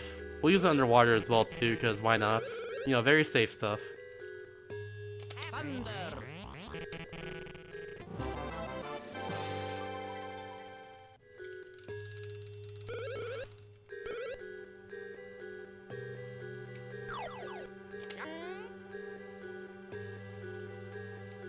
Thunder.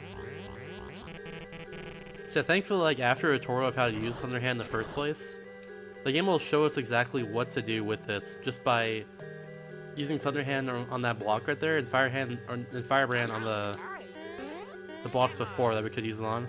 And then it's gonna show us one last time just in case, right here, to actually get out of this area. This area is called Ovo Oasis. It's only useful for this run for being right here, just for giving us the actual hand power, and that's it. There is another use later on in the game if you aren't doing the run for this game.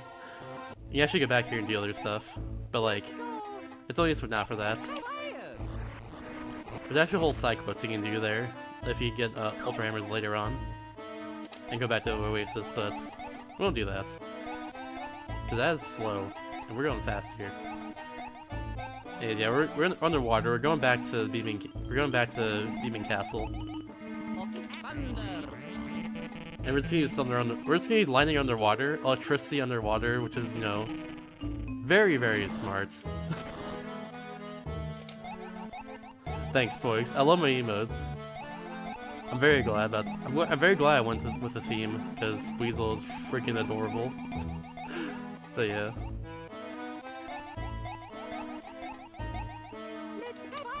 I'm gonna do a little bit of frame saving right here. Just by switching out and switching back into Fire Hands. That's the red there. Jump. There we go. Perfect.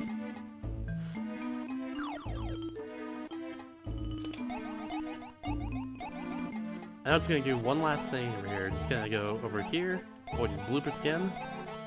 Avoid them bloops, and we're good. Then we're going to this little yellow pipe.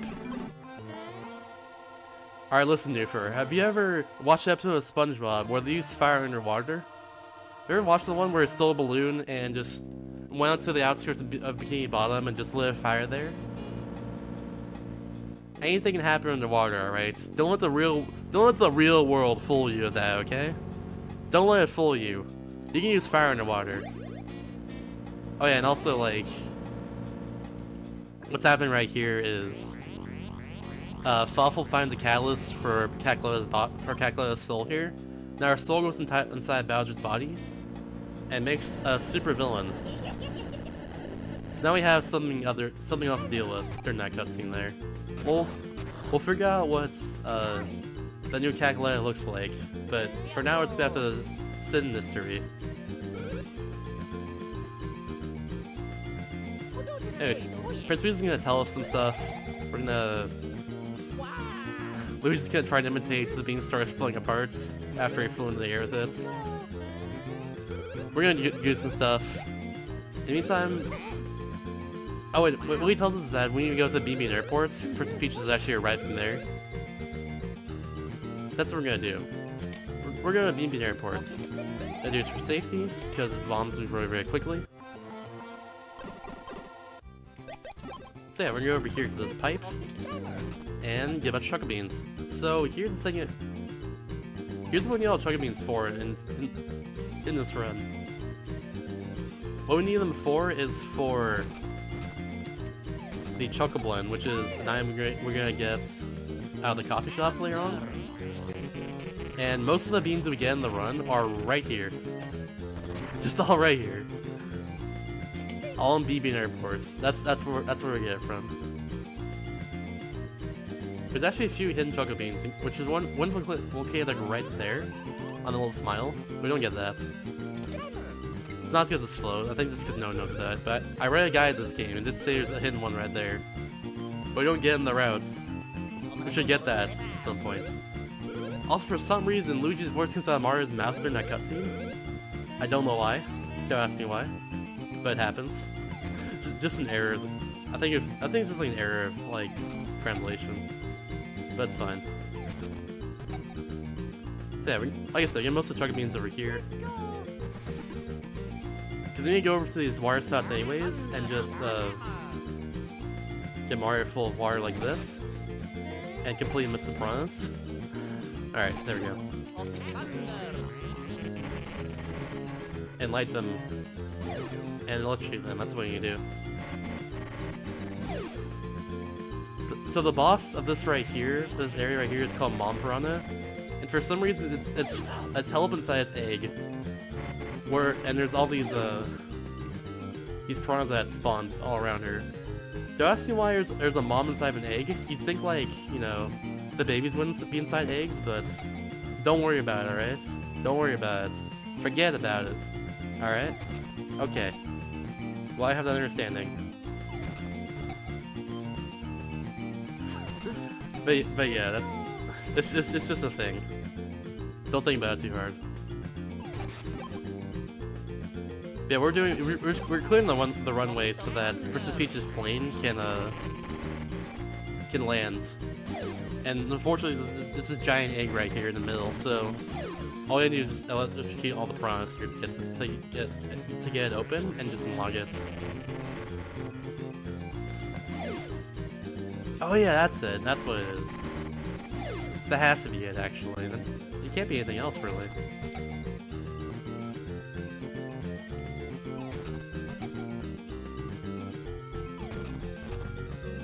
Also, I told her just like I was being silly the whole time. I didn't even mention it, but Mom Piranha actually has a good bit of luck to her, which I have to hope that I get good luck on.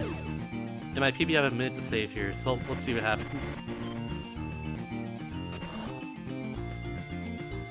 But yeah, if she spawns any of her children here, if she creates more babies, it wastes time because whenever I attack her and her babies are out here, ow, accident.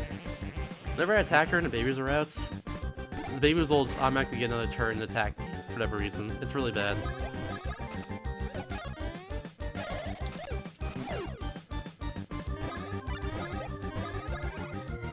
So hopefully she doesn't spawn any more babies right here. Please. Fiddlesticks. If done correctly, we can take her down in 2 turns, but we've seen get good luck. That's all we need to do here. Okay, there we go. Please, Mom Piranha. Bless RNG, why? Come on. Mom Piranha, why?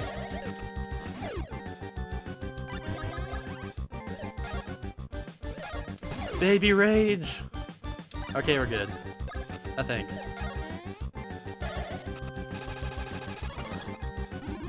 Oh yeah. Oh, you're not good, by the way.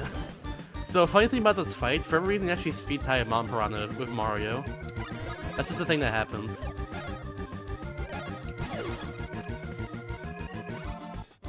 So I'm getting awful luck right here. And she spawned another Piranha. Because that's cool. Let's go back to tagging the Piranhas then, I guess. I'm getting the worst luck in her, by the way. This is marathon luck at its finest. Please don't do it. You are actually kidding me! That's 5 turns in a row she's giving me babies. I don't want your children, lady. Please, this is weird. What are you doing? Ay ay ay. Alright, speed tie it for her. And she gives more babies! That's 6 turns in a row, everyone! What the hell's going on? Let's tap the top one here. I need to heal Luigi for BP. The thing you don't want to do in this fight, but it's just what's gonna have to happen right here, because what the actual heck? Stop it! What? That's 7 turns in a row! This is like... I never get this bad luck. This is like the epitome of horrible luck in this boss. I think at this point I just have to go for broke and just like stop this. She finally does attacks not babies because she has babies out. What the hell? That's actually awful. That was literally her only option there was to regularly attack us, which is what she did. That was literally her only option. Alright, don't do it. Thank you, I've speed tied with her. Let's do this shit. Okay, we're good. She didn't give us babies for once. Seriously, what the hell? Thanks for not birthing more children. Okay, I'm just gonna go for broke here. Fuck you. I'm sorry. Figgly foo you.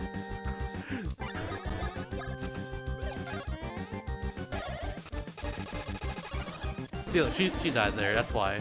I had enough HP. Thankfully she had enough HP there, or I could have done that. Or had too low HP, I mean. But I lost more than 2 minutes in that fight, because she decided to just keep giving me babies. What an awful boss. On the bright side, my level ups in this run have been outstanding so far. My level ups have been just outstanding. Which I'm actually pretty glad about. However, that Mom Piranha was just like the worst thing in the entire universe. And there are worse things in the universe. But in this instance, that was the worst thing in the universe. I'm sorry, boys, my bad. I didn't mean to say figgly foo here. I think next time I'll say foie gras. That's all I'll say. Just so I can center myself. Not Vici first, WLA. Not Vici first. with my shoe, Figgly Foo. Yeah, right, TSP? That's right. I could have seen a minute in that fight, but I lost 2 minutes.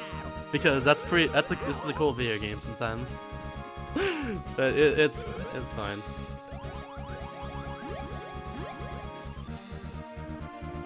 Anyways, going back to the plot of this game, turns out Birdo disguised herself as Princess Peach, which gets revealed right here. Princess Peach and Toad were actually hiding on the side because they predicted what was going to happen to her. So that's why the Beanstar freaked out and started getting angry because it played Birdo's voice instead of Peach's voice. And now here's Princess Peach with a normal voice. So everything is all fine and dandy. All Princess is saved. The villain's defeated. All we need to do now is we just need to go back to Mushroom Kingdom. Our adventure is over, right? Well, actually, no, it's not, because Princess Peach wants to visit Little Fungi Town before she goes back to the Mushroom Kingdom here, and back to normal life. So that's what we're doing. We're gonna Little Fungi Town. Now, what Little Fungi Town is, it's actually an area of Beaving Kingdom that is inhabited by toads. It's right on the border as well, too. That's why it's like that. That's why she wants to visit it, because she doesn't get to go there often, or really at all. Because she doesn't visit Beaving Kingdom too often. But yeah, that's what's happening. But first, what we're going to do in the run is we're going to go over here and do what I said earlier. We got all the Chug Beans we needed, so therefore we can get the Chug Blends. There we go. 25 beans, and Chug Blend time. What this means is we get an item that sells for I think 134 coins. But what is most important here is that we get an item called the Green Wallets, which doubles the amount of money we get in each battle after we defeat an enemy. Which is pretty cool, I'd say. But yeah, that's what it does. For every coffin item we give to the shop, still cutscene of EGAD, or press 3 EGADs from Luigi's Mansion. We'll pop out here, you'll drink our coffee, they'll give us an item for it. Later cutscenes are pretty fun, or pretty funny. Because at one point he's gonna stop showing up, and he'll somehow drink coffee through a gigantic Game Boy Color screen. Oh, what am I doing? I'm blanking. What do I do here again? Oh yeah, I'm stupid. Okay, so I lost time. It's fine. I just blanked there for a second because new routes. Yeah, I blinked there a second time. There we go. That's what I was supposed to do there. So, I have enough money there to buy number 1 trousers. What it does is allow us to go first in each encounter we go to. So now we're gonna go first in every encounter we get, which is pretty cool. It's very useful because it speeds up the entire game basically. Make things safer as well. I'm sorry for losing the frames. I'm supposed to save the frames, but I killed them by blinking for a second. But yeah, we're going over here. We're gonna go over here and actually upgrade our super hammers. The hair bros we encountered earlier back in Hoovy Village, they moved over out to here in Beaving Outskirts, and now you give us super hammers. So that's pretty cool. We have to actually get into T Valley, which is the next area of the game we're going to go to.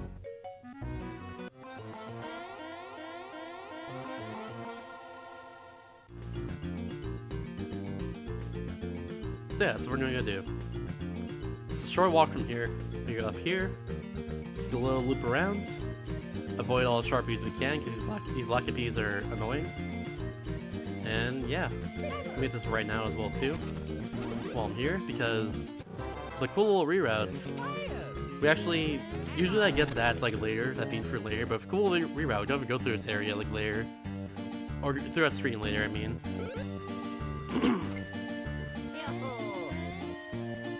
So we get that right now, just in case.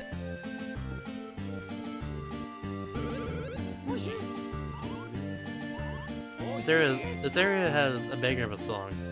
However, this entire mission we have to do here is not a banger whatsoever. Excuse me. So, what we gotta do here is basically an escort mission with Princess Peach. She's gonna walk ahead of us, and we need to make sure she doesn't like get captured by any enemies.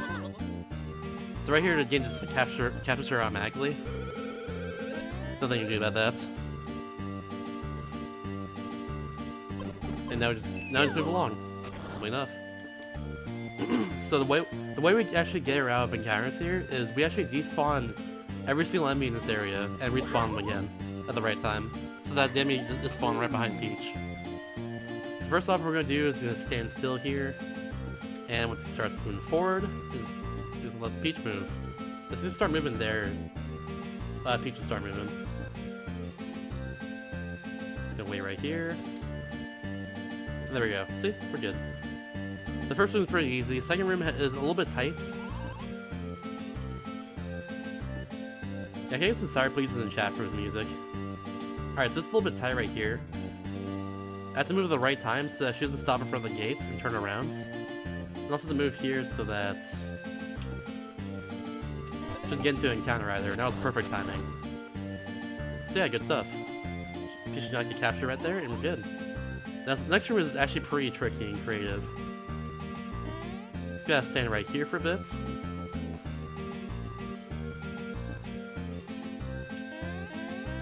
And move along like that.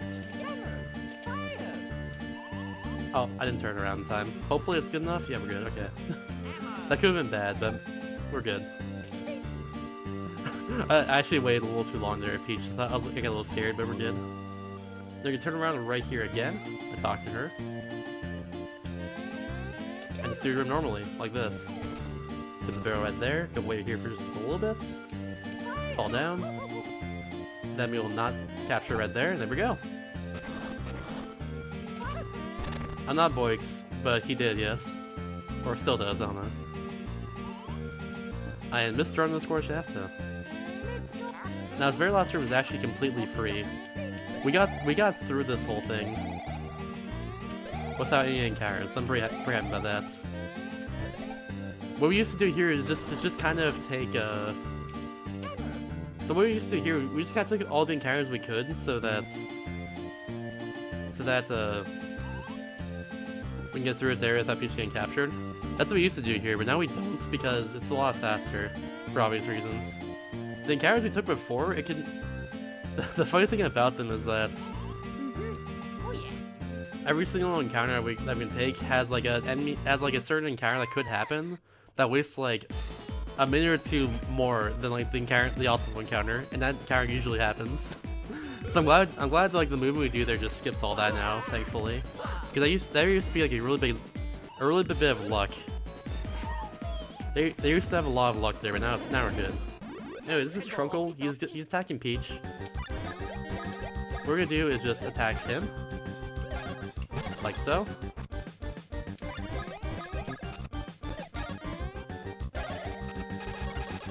That's a little slow, but it's fine. If you attack him in a tree on the top of his head, it's actually faster. Attack him in the mouth, I mean. And there we go. That's very good. This is gonna gold, I think, in my own splits. Hell yeah, let's go. Or if it doesn't, it's really close. But yeah, that was a very good TE Valley. He attack, he protect. Most importantly, 69 POW.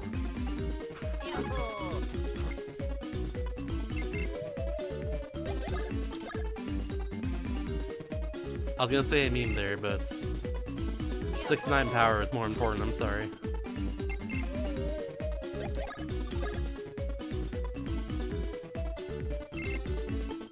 Good stuff. So yeah, now Peach is saved. Oh yeah. And looks like we're right here in Little Fungi Town.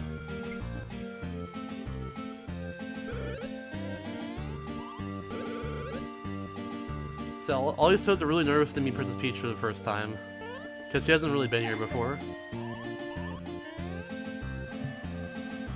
I'm gonna type a little 69 kapow in chat as well too. That's a good idea.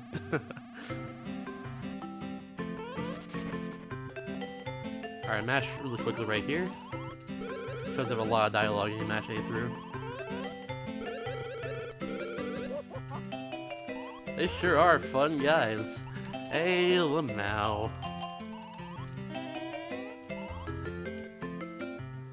Alright, so yeah.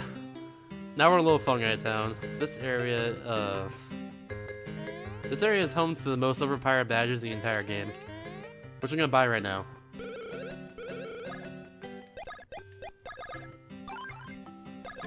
This is a much badge. This is what we set for the entire game for so far. This is the reason why we got all those mushrooms, all those items throughout the entire game up until those points. So this badge is really powerful for the fact that the damage you output of this badge scales to also hi Gino. Hi Gino, goodbye Gino. The damage this badge scales to depends on how many mushrooms we have in our inventory, which we have a lot because that's what we routed for the entire game. Just having a buttload of mushrooms. By the way, this is the Nintendo arcade game, is what it's called.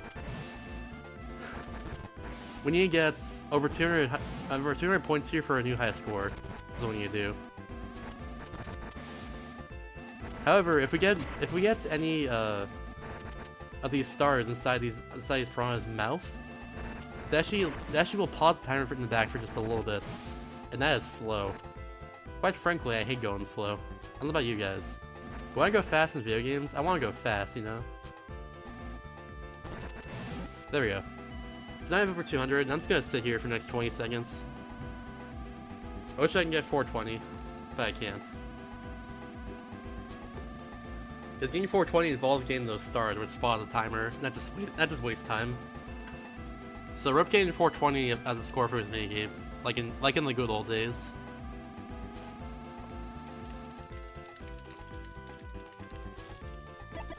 Hi Gino, bye Gino. So, fun facts. Nintendo got the rights to use Gino there in this game as like a little guest character from Square Enix at the time.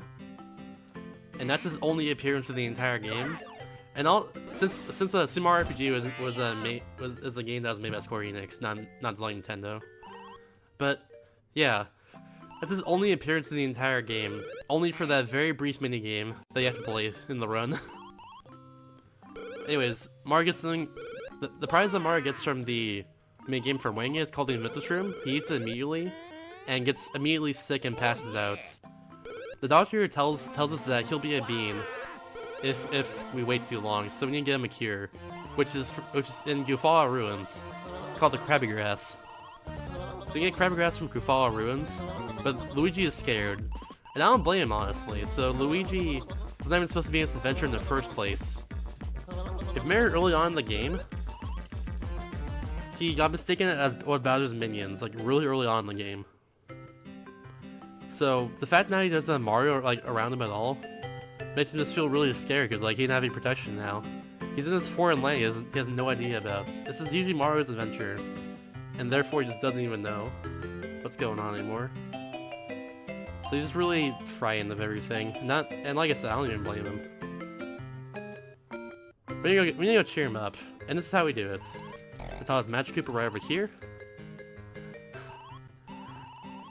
By the way, this entire area is like really cleverly designed because you can't jump during that entire time here, and it's designed so that you can't go anywhere but where you go right here, inside his house. But yeah, Luigi's getting turned into Mario now.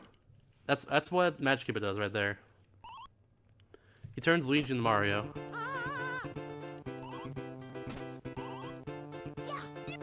Let's go. Alright, so now we're gonna do a little shopping trip.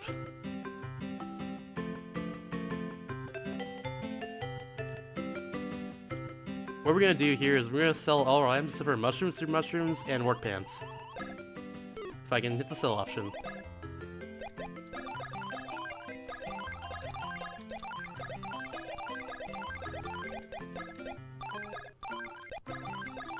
There we go. Then we're gonna get Oh, hold on. We do this properly. So we're gonna get... Oh, we have way more mushrooms than we need. How we do this? Math. Fuck, it's way... Oh, okay, hold on. Math. There we go. Alright, so we need about 540 coins there. After that shopping trip. I'm doing this in new routes, so like, my math there is completely off for a bit. Because we didn't scroll as much. But yeah. Anyways, that's what we needed there. We get specifically get 540 coins about there because we need that for 2 required spots in the game that require like a good amount of money. There's one spot in the game later on that requires 200 coins to advance in.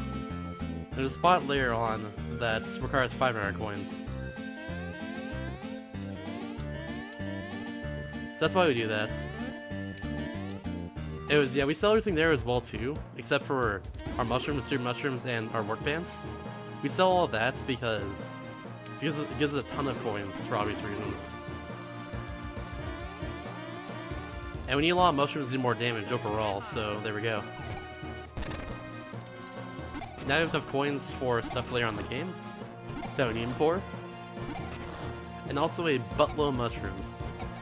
Alright, so this part here is completely set except for the very last thing that bounces. The last thing that bounces here is luck. It can bounce once and then turn blue.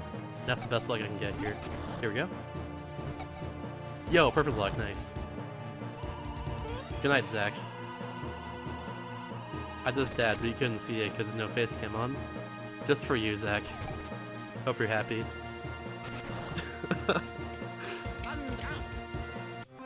Yeah, sleep well, dude. Okay, here we are in Grufala Ruins. Our goal here is to get the Krabby Grass and then get out, because we're Luigi, we're scared. We can't really do anything. I actually did, it was awful. Because I have headphones on, they got in the way of my shoulders there.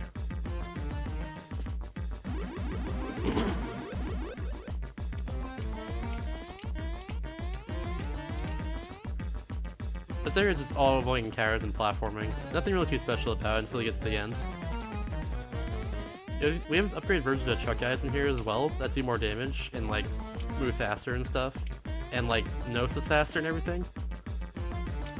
So, yeah. A little bit of puzzle right here. The solution is red, green, or excuse me, blue, green, red, green, blue. So blue, green. I get to the top now.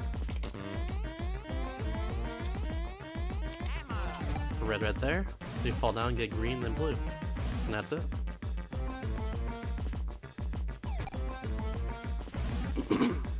Simply enough.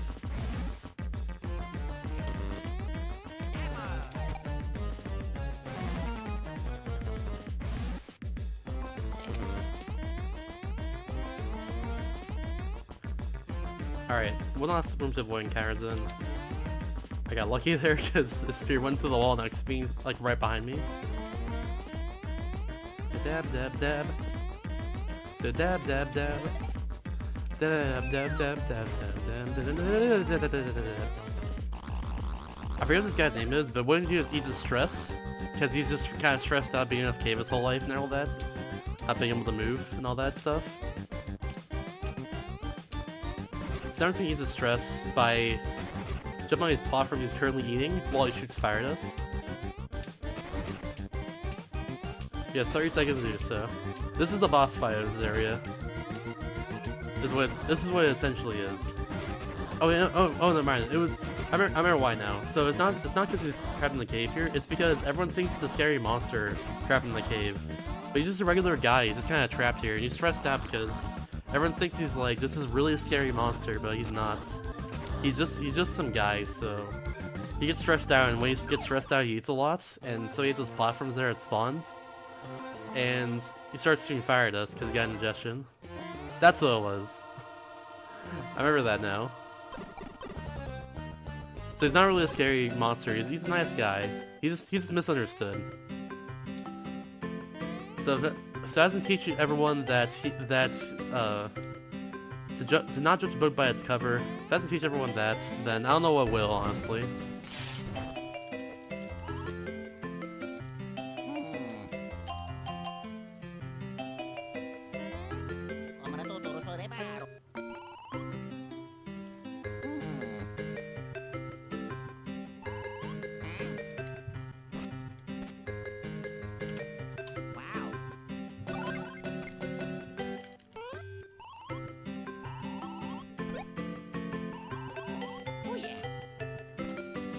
Yeah, so for some reason, just making sure you have the crabby grass. Don't know why.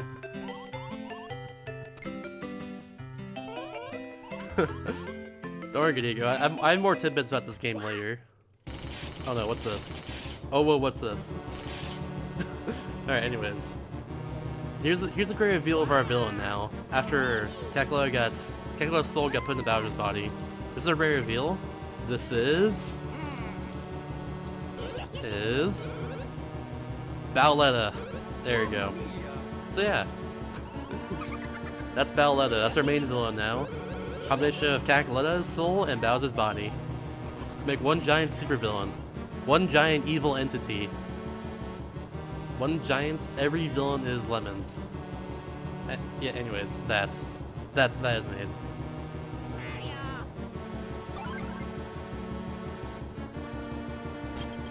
And the crabby grass we sprinkle over Mario. Suddenly he turns white, and now we're good. Listen, WLA, do you not notice the horns? They look different. They're Kakarot's little thingamajigs. Yeah, Princess Peach is captured again. Who would have seen that coming? She didn't go back to her kingdom after she got saved, or after everyone saved. Now we have a Hollow GBA here, and Bella is trying to negotiate with us. She wants to get all 4 pieces of the Beanstar and bring it to Joke's End. That's our quest now. We gotta get all 4 pieces of the Beanstar. And Princess Peach is gonna mark on the map where it is. Oh yeah. And what Toad's gonna tell us right now is he's gonna tell us like which one to go for first, which is what we're gonna go for. Now, he tells us this because we actually get the upgraded version of, or excuse me, we get how is it? We get this. We get to use that outside of battle now. Once we get to the first Beanstar piece that the game tells us to, and we actually need that for every single other Beanstar piece that we can get. It's pretty good. But we take this pipe here because it's a little bit faster to get it to move over here.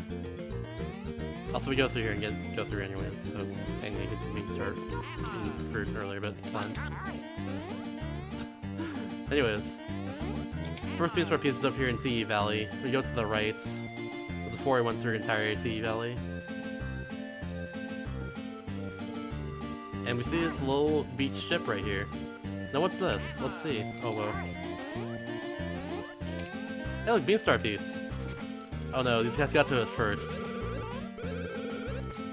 Alright, so we just need to go. All we need now is just go get back. After it'd be nice to negotiate with us. They don't seem like pretty unfriendly people. Let's go get it right now. Alright, so it's in there. We need a membership card to get through, which we can only get by doing some making up here. That's the only way we can get this.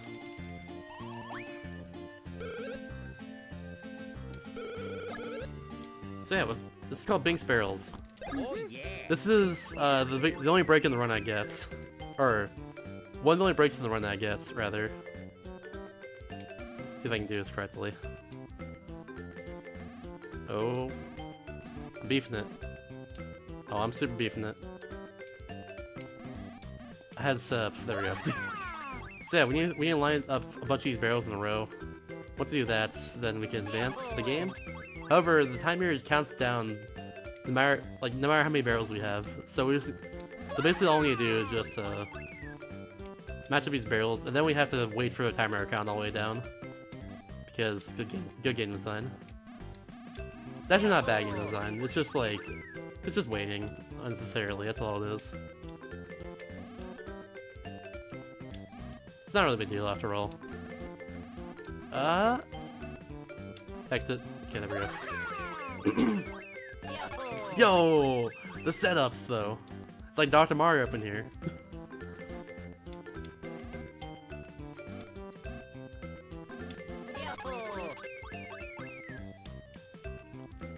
By the way, as soon as I get 10 high score here, which is in two more of these, I'm gonna go get some water really quick, and you'll be left with no one on stream for a bit. So be prepared for that. But don't worry, I'll be back. Yeah, the hard read. The hardest of reads. Coming at you live on Twitch.tv/theboix. Alright, BRB everyone. I'll be back in a minute. Hello? Mike, mute. I have assumed direct control of the speedrun. So, yeah, Shasta will be back here to finish the speedrun in about a minute. Thanks for watching. We're winding down the marathon.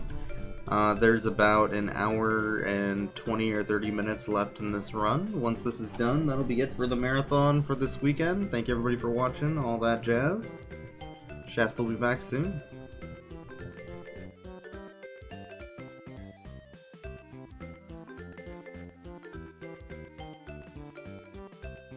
Also, if you have Shasta emotes, you should spam them while he's gone.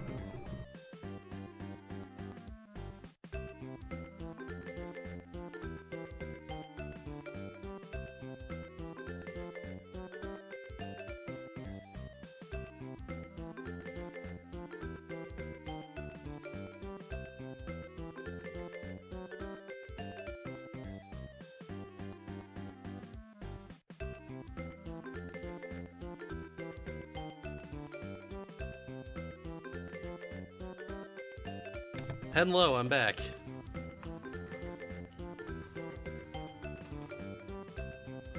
Beep boop.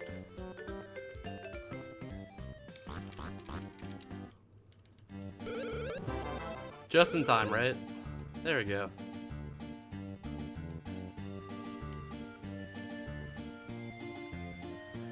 So now we're back over here. Get the membership card. Now we can go inside this area where Beanstar is.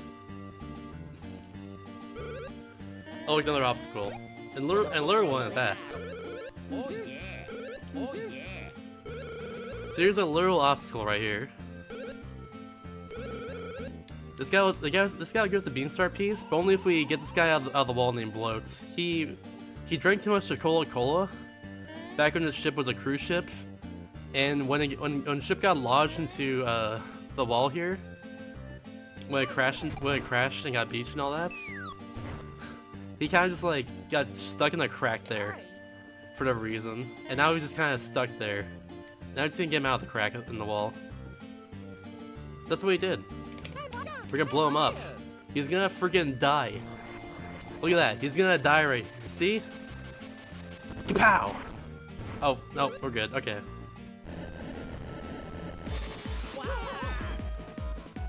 Well, there we go. Bloat is officially out of the wall. But so is the ship as well, too. The ship is starting to move because the thing I was keeping in the wall is just bloat there. Sarah. And now we're on the wire again. Everyone's happy. Hooray, hooray. Ah, shit. No. Abandoned ship. Emergency. Mayday. Ah. Rest in peace. They went back onto land, just to only sink down once again to the bottom of the seafloor. Those poor spoopy skeletons. Rest in peace. So now we're on the wire again. Still time of doing that. Go over here, spending that, and bam. We have a little platform right there. That the Beanstar piece just floats above. Just gonna get to that area. Let's go do that.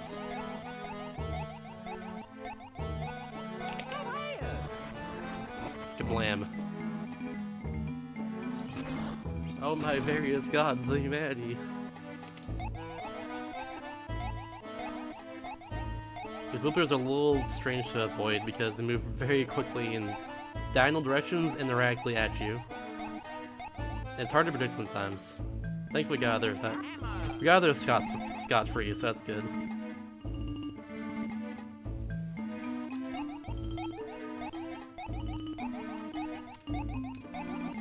We can't do anything to speed us up, but I just kind of float him in there because I can.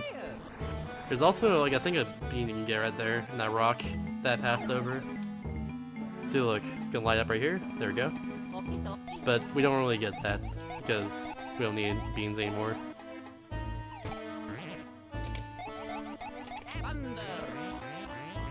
There we go.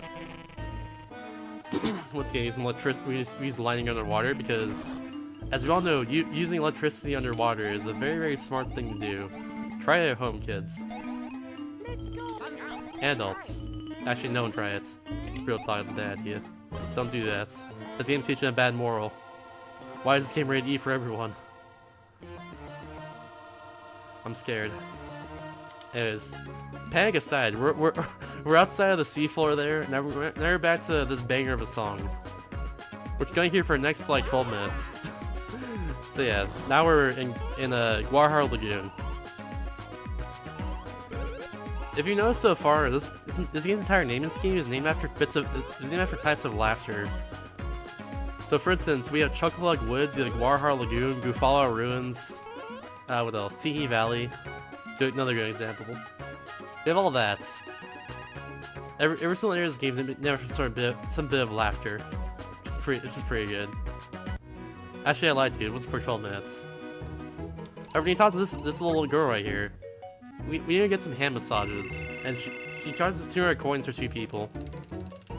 For them. This is what we this is what we did in the shopping trip earlier. This is what we accounted for. Is this little thing here has 200 coins. It costs 200 coins, and also for later we have another thing that costs 500 coins. This is the first thing. It's the hand massages with the Luigi Jellyfish Sisters.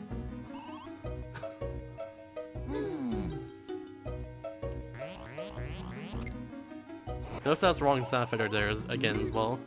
It gives you the Thunder Hand sound effect from Mario's Fire Hands, which is not correct.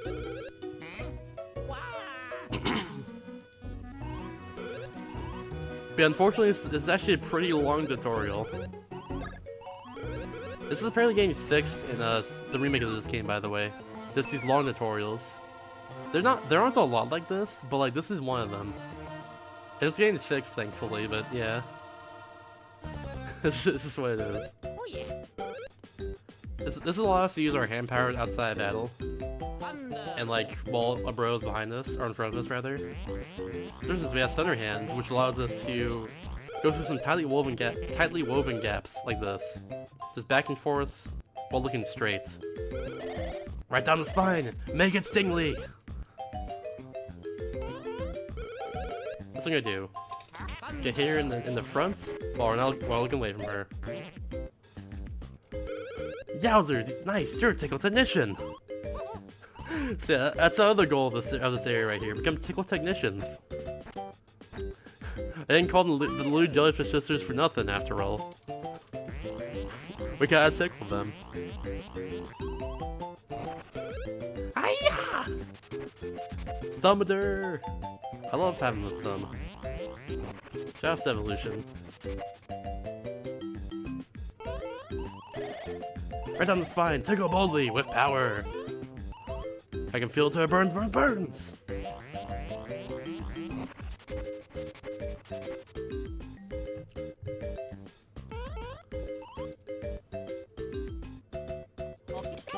So this is the cool thing about the fire hand right here, or fire bros rather. That's what it's called. Tickle Technician again. It makes you move very fast in one direction until you input another direction. That's what that does. In this case, it's now as a test of what we learned. They want us to get the pearl beans, which are through 2 little obstacle courses that she set up, that they both set up rather. First one we're gonna get is Mario's over here because we have Mario outs. The game's gonna tell us right here what these giant Koopas were that we were supposed to encounter earlier on in the game, but we didn't. If we go into the other areas of the game, we can see these guys, but we don't really see them in the run because it's slow and all that. But yeah, there's the first pearl bean. Those things are apparently worth like 10 million coins or something, which is, you know, a lot. So if you lose them, then they'll get really mad. They can't live without them, rather.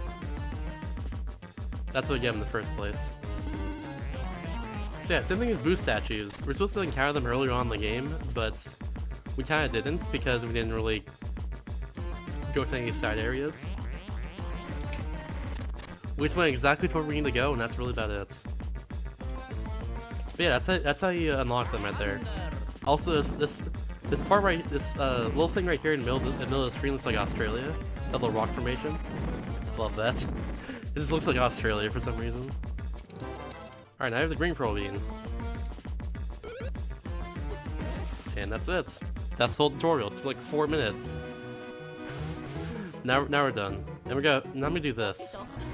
It saves a little bit of time if I get it. And I didn't, because she's in the way. No! Rest in peace. Alright, now time for the bangers again. And we can advance, because this guy's out of the way now. It's gonna knock him over. Gasp. Fun fact, I am Australia.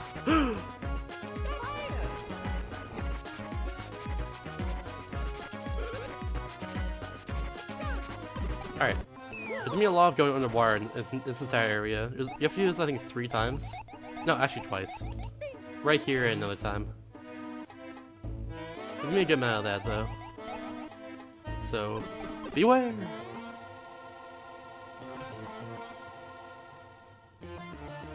There are also some really quick enemies around here, too. In particular... okay, yeah, nice gods. That's a really cycle. In particular, we have these Gutsy Goombas, which are a little like more powered up in T Valley. Also, these tributes and power tributes that are powered from T are powered up as well too. Like that one, which was in the way, and I just completely didn't see him. Well, it's fine. He's gonna kill him right here.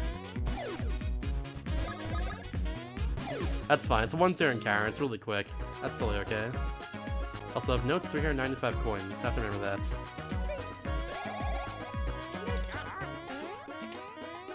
Sweet. It is. I love this game's soundtrack. This game has a great soundtrack.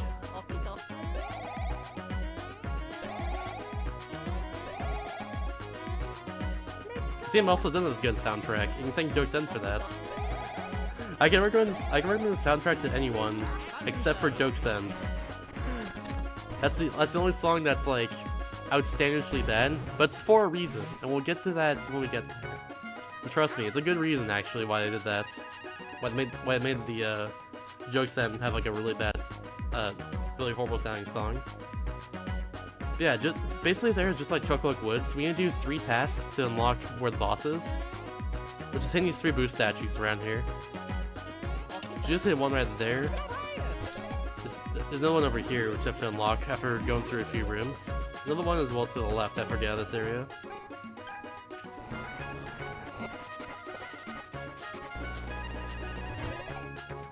It's a little bit faster to drop down here and use the fire bros, so I'm gonna do that really quick. Just a little bit faster. Save the frames, you know. Ooh! He was in the worst spot for me.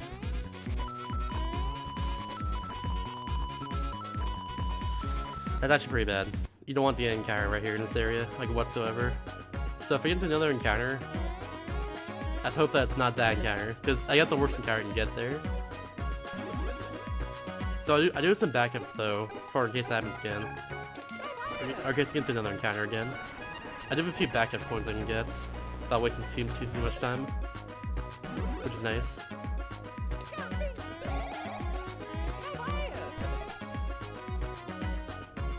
I hope it's different, actually. I'd love to hear what they did instead with it. For Joke's End. That'd be pretty cool.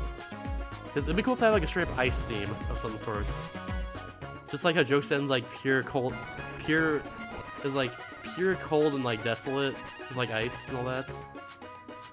Or just pure cold and desolate. Cold as ice, whatever.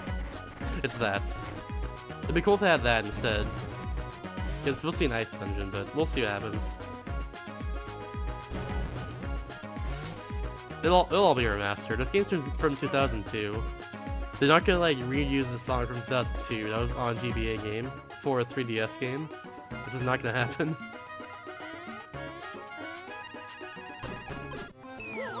That would be silly. Got a switch right here, actually, just remembered. Ooh, nice. Thread needle there. Get up here. Mazam.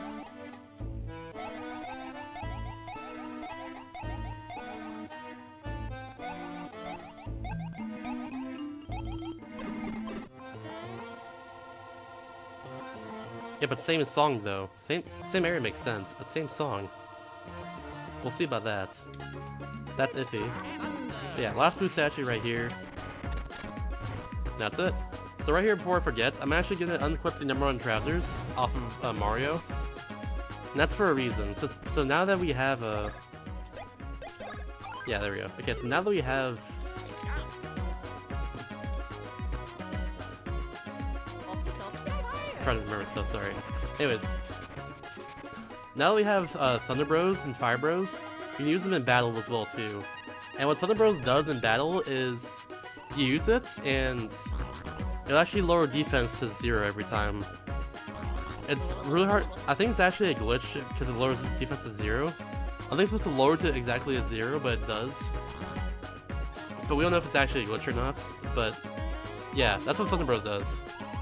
So we're gonna use that right now on Hermia 2 or Hermia 3rd here. That's what we're gonna use. And that's gonna be pretty cool. He's gonna die very quickly at Chopper Bros. There's a match fast. Which is nice. But yeah, this is Hermia right here. These girls are he's just groveling these girls because basically he's very how would I say this correctly? So Hermia gets very jealous of Mario Bros when they show up and the girls stop paying attention to him. So now he's gonna attack us because of that. There we go. That's how you say it. They paid attention before because of his very shiny object on top of his shell there, which looks like a Christmas tree. So yeah, and we failed that on purpose because it's faster, and we only want to attack his face. Alright, so he can attack us again right here. There's nothing to do about that. It's totally fine. If I get a fast and mash, just can kill him right here. If not, I can just do one knockback and we'll kill him right here. Let's do this.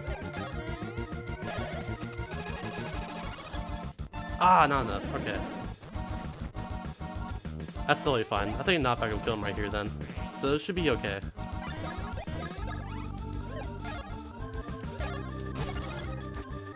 There we go. So I actually had a lot of time to save the right TV, so now we're bringing it back. I was behind by a lot for a while in this run because of Mom Piranha being like the worst Mom Piranha fight I've ever had in my entire life. Now looks like I'm gonna save some time. I'm gonna save like 30-ish seconds here. Hell yeah.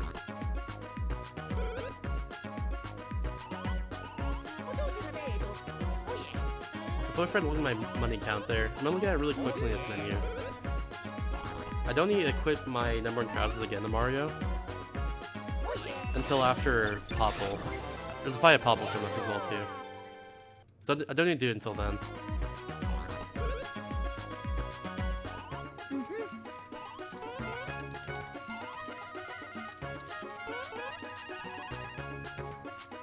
Just in case. 493, okay. Perfect then.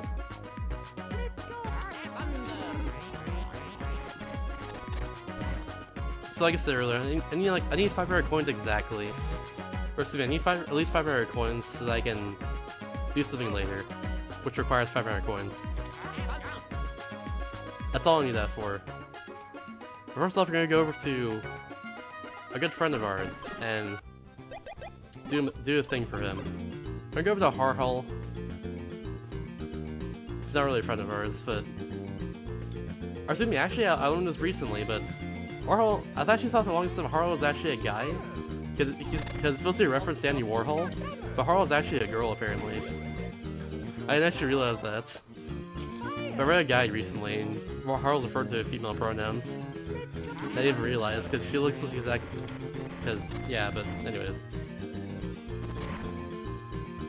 I know until, like, today. Or, like, yesterday, but yeah. Well, we're going over here, because she has a Beanstar piece. That's the bottom line here. she has a Beanstar piece right over here in that cage.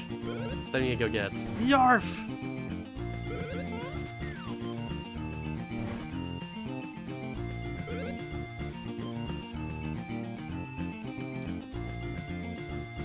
So yeah, we're gonna do that. Simple enough, it's just a mini game, that's all it is. What's pretty cool though is that if you come back to Heart Hall later after this area is done, you actually get another mini game here which will give you an item if you complete it. It's not cool actually, I'm just saying that, but what it is basically is it's a mini game where you have to get every single combination of a shirt you can get here, like overall. So all these bombs will come out. It's 3 color bombs like this, and you get every single combination of every shirt that you can with those bombs. That's the mini game. If you come back to this area later. In the meantime, though, all you do is match what Heart Hall says, or like, let's match what Heart Hall says to the shirt here. So like, if she says, give me a purple shirt with a polka dot pattern on it. So we give her a purple shirt with a polka dot pattern on it, and that's it. That's all we do. Simply enough.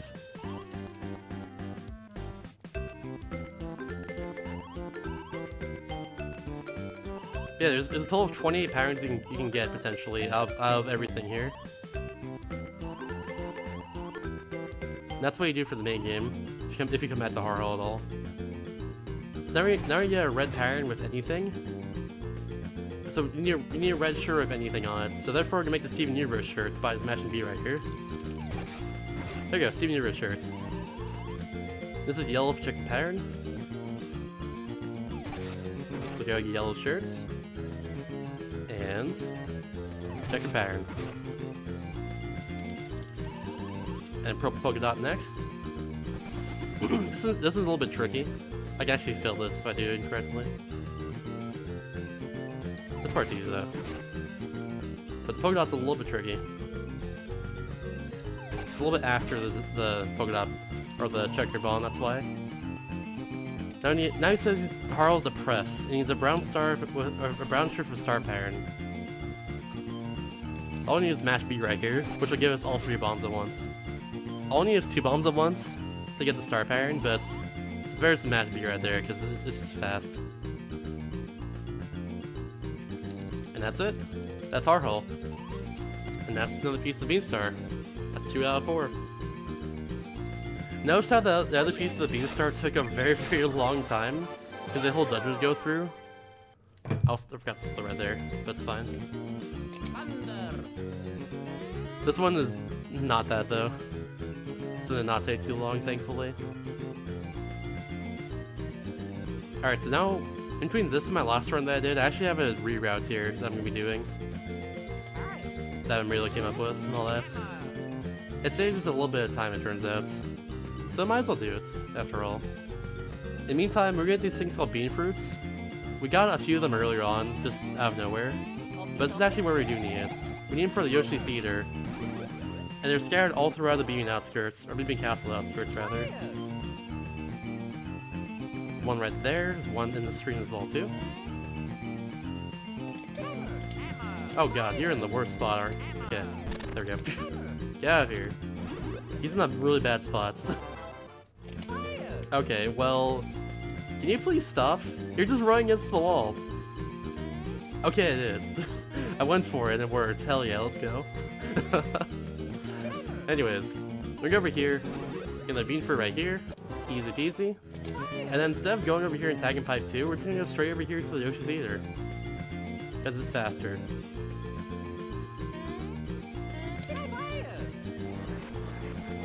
Which is unlocked using Fibros. So if you're counting at home so far, you need Fibros to get the Yoshi Theater for her Beanstar piece. You need Thunder Bros to get to Heart Hall for Beanstar piece. And for our next area, which is Waco Coliseum, you need to unlock that Fire Bros to get there. So basically, the one that the game tells you to go to is like 100% required. If you don't go to that one first, you can't go to the other ones. That's why the game tells you that. Anyways, this is Bottle. He is the brother of Bubbles, the guy who made Chocola Cola earlier in the game. He's the president of the Yoshi Theater and the president of the Yoshi Fan Club. the president of the Yoshi fan club and the owner of the Yoshi Theater, according to the game. He's all that. He's a pretty important person. Wish I can be that big a fan of Yoshi's. He even dresses up as an egg as well too. It's pretty great. But yeah, what he needs right here is he needs something bright to attract people to the theater instead of the Beanstar. He knows what the Beanstar is and everything, but he needs something bright here instead of the Beanstar to attract people to the theater. So that's where the bean fruits come in. We feed them to the Yoshis, and they poop out eggs for us, and those things are called neon eggs.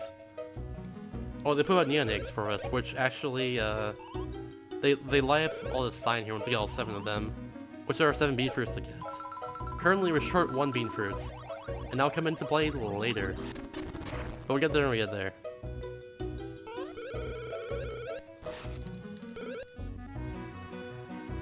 Normally we go get that 7th bean fruit now, but it's actually slower to do so right now, so we need that later and fight Popple now instead, around the Liquid Coliseum.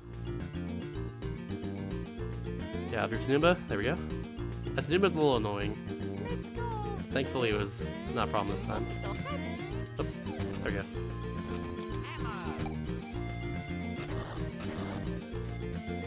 Yeah, I love this run personally.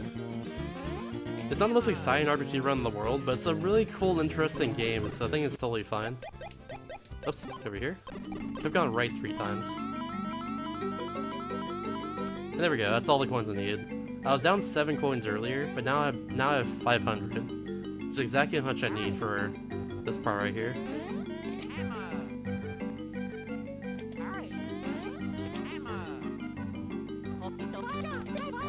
Oh, right here. Once again, we need Fire Roast to unlock this, which we didn't have earlier.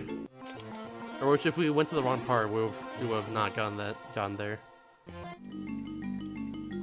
Or if we went to the wrong Beanstar, I mean. Words are hard. Anyways, we're in Liquid Coliseum. We need 5 coins for this, and thankfully we have that now.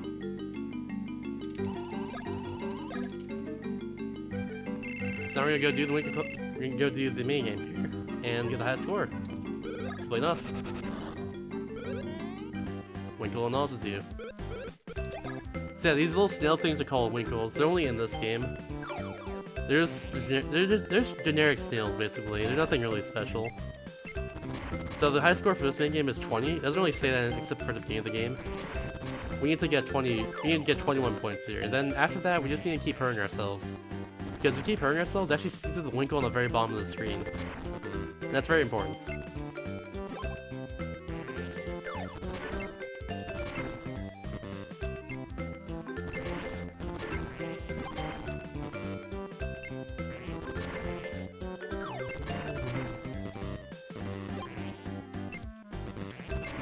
That's really all we do here.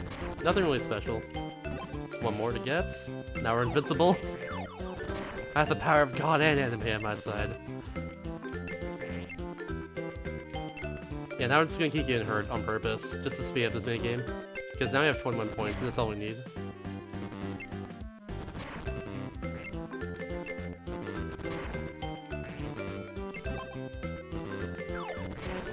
Doesn't matter if we get more points as well, too. All these points that we're gonna get now are just by accidents completely. That's totally okay.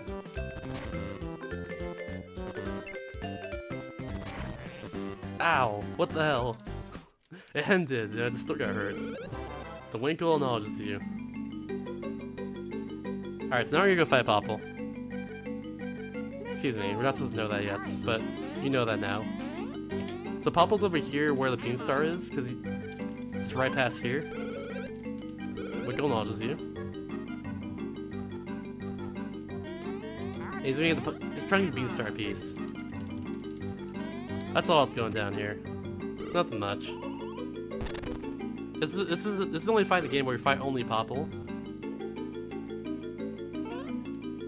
Before we fought Popple and Rookie, and now Popple's just down by himself. Solo. Once again, just gonna Thunder Rose him like that. I'm down to 0. And now just wait on him with Chopper Rose. Good. I think this fight takes 2 turns no matter what. Or just 1! Hell yeah, let's go! This rerout's awesome. Hell yeah. So it's gonna destroy a bunch of... We're gonna just kind of destroy the game now, because we have a ton of mushrooms. And Thunder Bros as well too. Can I get 69? Fuck! Sorry. Figgly Foo. Rip 69. Oh well, that's really cool though. That fight before his reroute, by the way, took 4 turns, I think? But since you use Thunder Bros on him, or Thunder Hand rather, Thunder Bros, whatever, that just does that. It's really cool. I love it. It's awesome. It's just one turn now, because we have all these mushrooms that we didn't have before, and we just destroy him. We have zero defense. And now we're gonna go to this pipe, the pipe number 6, which is right to the word Piranha Bean is. That's pipe number 4. Excuse me. Go right once, not left once. Okay. Go over here, avoid the bomb. I didn't avoid the bomb.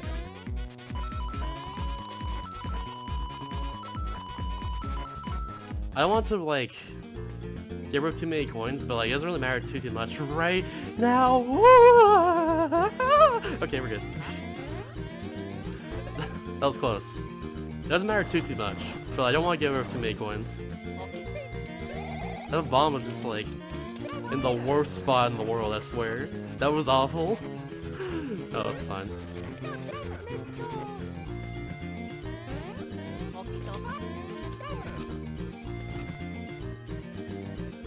Alright, so now here's Piranha Bean. He has a very, very, very last bean fruits. That's what he has here. He has the last bean fruits. And all I do is find him with Luigi solo. No bros moves or anything. But he's weak to Thunder Hands, which is perfect. And we're doing 37 damage. This is really, really good. This fight before took like 8 turns, by the way. So with the reroute and everything, this is taking to be much quicker fights. I was about to say much quacker fights, but no one on the screen's a duck. Apparently I am, and I love that personally. Cause I don't run the most I don't run the most known games in the world. I don't run the most popular games in the world. But I love the games that I run. That's all that really matters, I think. I gotta love this game to death, personally. I think it'll take one more turn, by the way, to kill him. It's also luck which attack he does. You want the attack where he shoots fire, like, twice and quickly. That's the fastest, but that's okay right there. And there we go. Now it's gonna go straight to Yoshi Theater by taking pipe 6 to pipe 2.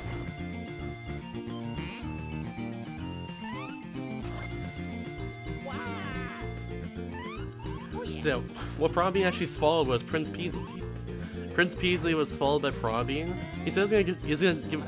Back when the Beanstar quest first started, where he has to get all 4 pieces of the Beanstar, he said he was gonna go get all 4 pieces of the Beanstar before us, and he bets I think it was 99,999,999,999 coins on getting the Beanstar first, before us. But say he got eaten by Piranha Bean there. So it looks like we're gonna win that bet. We're gonna get 900. We're gonna get like basically 100 billion coins. That's what we're gonna get. So we're gonna be rich after this. Once we get back to Beaming Castle with all of our Beanstar pieces, we're gonna be absolutely rich, everyone. Trust me, it's gonna happen. And yeah, just like in Mario, we hammer him in the head there, and that just makes him big. You think you're big. You think I'm big, kid. I think I'm big. I think I'm big, kid.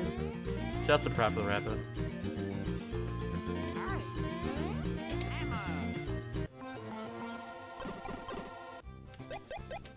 Yep. Go this part right here. Go back to Yoshi Theater. Turn all the bean fruits. Make the Yoshis happy, and that's it.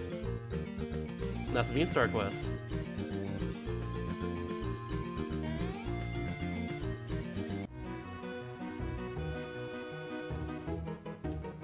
So yeah, not a lot going on here. Check out how happy these Yoshis are. These Yoshis are so happy. Look at this face. Look at that face. It's so happy. It's the best. Oh yeah. Alright chat, quick question. What's your favorite color of Yoshi? First of mine is light blue Yoshi. Or cyan, or in this case the game refers to it as, I think... what is it? I think teal? I think it's teal. Oh, cute's a good color. I love cute Yoshi.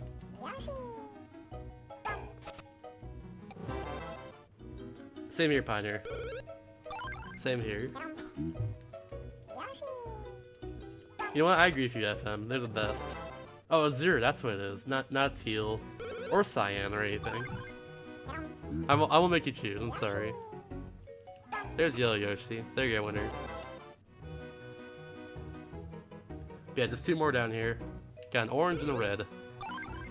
You're so cute. So, actually, little fun facts. You see these posters right here? These posters have different things on them. This one on the left is advertising something called Kirby Story, which doesn't actually exist. There's also a miscellaneous Wario poster, probably advertising either WarioWare, which came out after this game, or a little before this game. Or Wario Land 4, which came out in 2001, a year before this game.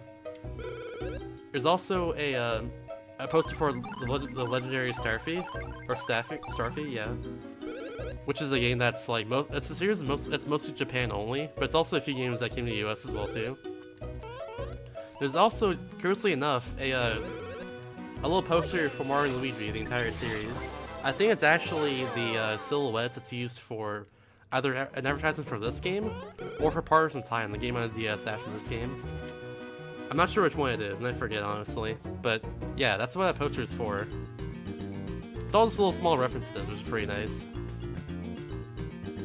I should let Yoshi's Eater for that as well too. Alright, see you later, WLA. Thanks for watching the stream, Aiden. Have a good night. Sleep well and go look at school tomorrow.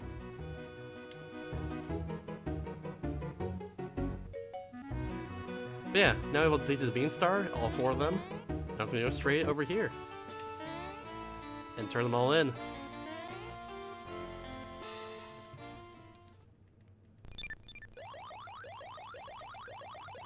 Is it actually? It's so far ahead. That's pretty cool though. I think it's the reroutes and like the really fast popple fights. If I get a good jokes in here, I could definitely gold this. I can definitely like be ahead here on my own splits. When I was over 3 minutes behind earlier, for the record.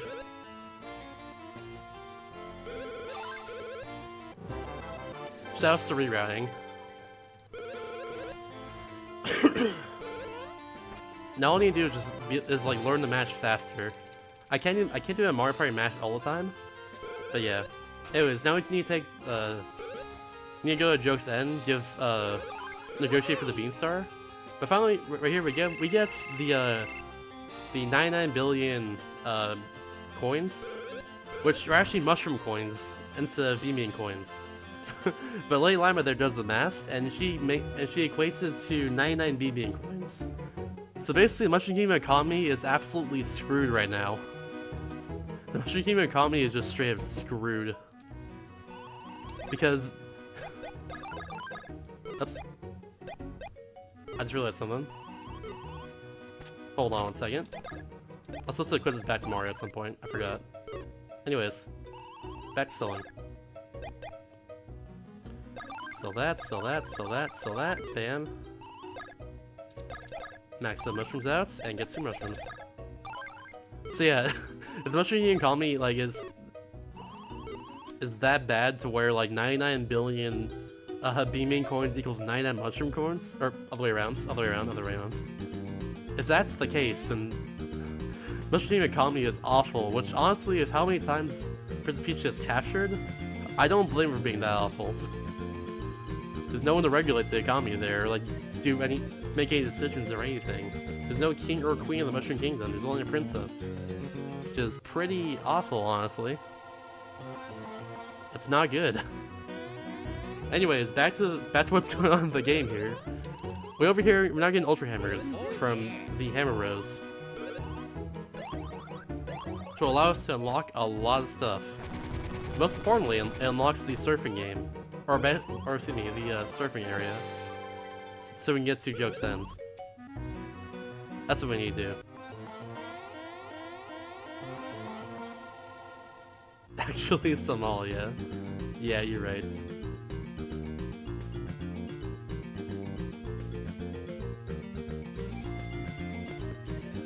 Alright, yeah, we're just gonna go over here a little bit and avoid all the Sharpies that Lockpee is gonna throw at us, like this. That's all we gotta do. Should be fine right here. There we go. He's right above us for a reason. It kind of lags the game a bit. I don't really know why. The lack of gaming. I was right on hammer there, okay.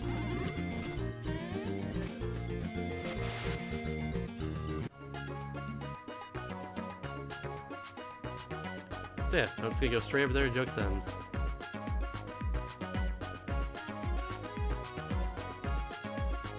Oh. There we go. I have a little path I take every time. And that part a little wrong, but it's okay. Yeah, straight Lagapee. It's actually PEA, like, you know, like beans, because BB Kingdom. The time for the best music in the entire game. Give me some sour pleases in the chat, everyone. Give me all of your sour pleases. For the next, like, 10 minutes. This is Jojora. She's never explained why she's here or why she wants to oppose the bros and everything. She's just kind of here and like wants to take us down in Joke's sense. At least I think that's what it is. I think she should explain that, like, this area supposed to be filled with like people, and like she thinks that we're invading her home and all that, but I don't even know. We don't know what she is or why she's here or anything. She's just kind of here. Anyways, Joke's End is home to some of the hardest encounters to avoid in the entire game, so hopefully I can avoid them and save a lot of time. But it's gonna be pretty difficult. Here we go. There we go. I know I avoid like every single time now, which I'm pretty happy I found out. Okay, good. Got that. That room's also really hard to avoid enemies in. Hello. Ow! Well.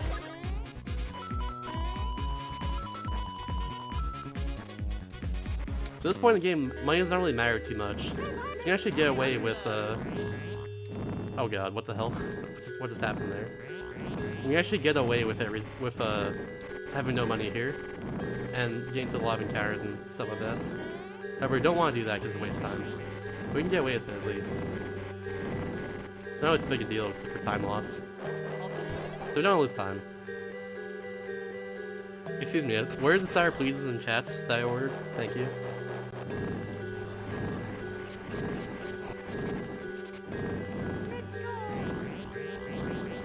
Actually, I'm gonna use Thunder Bros right here really early because if I do so, I'll move faster right here. Save the frames. Thanks, boys. Thanks, man.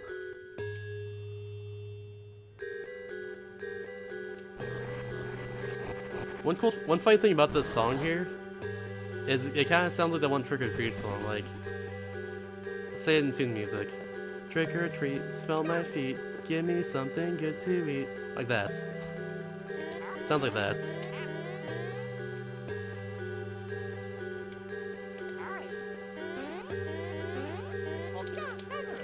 Oh my god. Anyway. Thanks, FM. You're the best. Alright, let's avoid these guys again. On the way up. I messed up. Oh, dude! Oh, I was a little too far forward. He went to the wrong part anyways.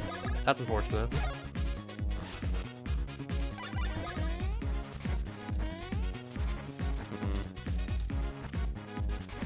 Oh well.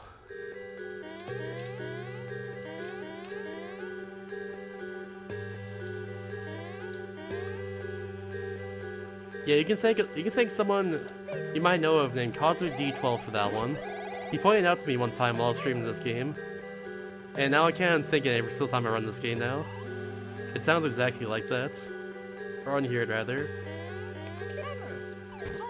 Oh, what? Never had that happen before. I didn't really went that far forward.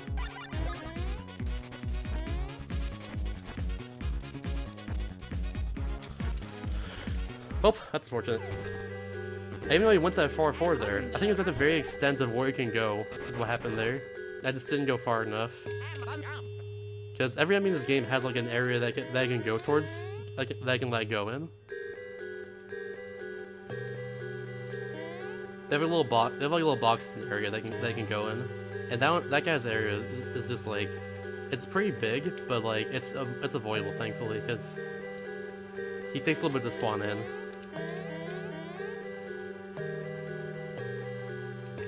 I'm sorry, FM. Also, maybe I'm not sorry. Maybe that's just your thing. That's totally okay, dude. Go with the flow. Go with what feels right. That's all I care about. I just care about that you're happy. That's all that matters to me.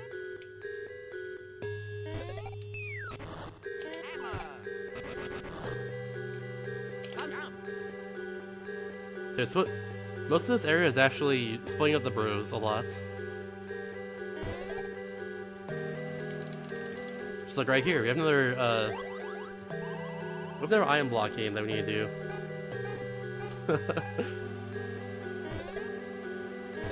So that's what we're gonna do. Just gonna use iron. Just gonna hit these blocks right here, just like earlier on in Woohoo University. Oh god, that was fast. Can't handle fast. Can't handle it. Y'all gonna make me lose my minds. Up in here! Up in here.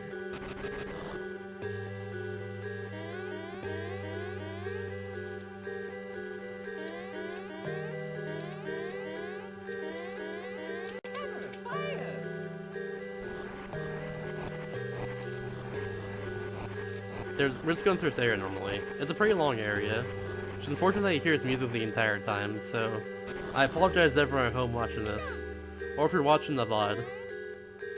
Which, if it's run PBs, I'm gonna submit it to HDQ 2018. So, yeah. Do I go in here and just put Luigi right there? That's all we gotta do. Just so you have Mario to go up to this next area. So again, do this. Actually, I think you've done... Hello? There we go. I think what happened there is I was in that frame perfectly. Which is the thing that can happen. I get that frame perfectly, and that'll happen. Nothing will happen there. If I do that. But yeah, I think that's what happened there.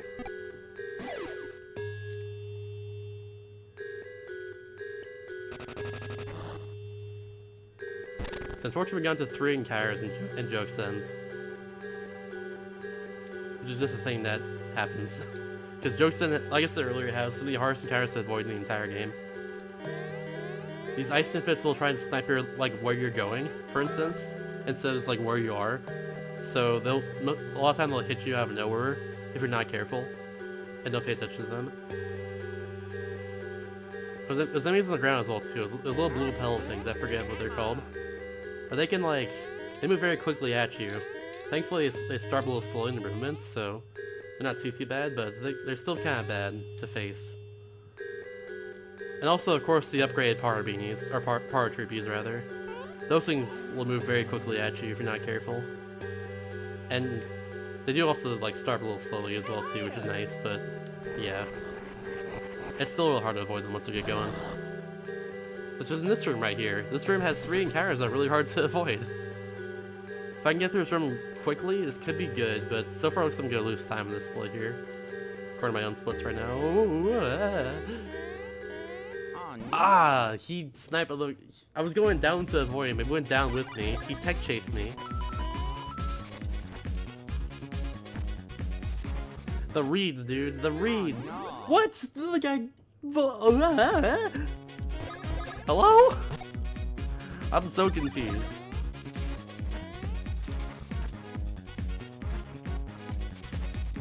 Oh well. I chill him. That other guy just like came up randomly out of nowhere, and I was not expecting that. I didn't even see him like even come towards me whatsoever, but he did. Well, that's 5 encounters and jokes then. That's really bad. But oh well, it's fine. It happens.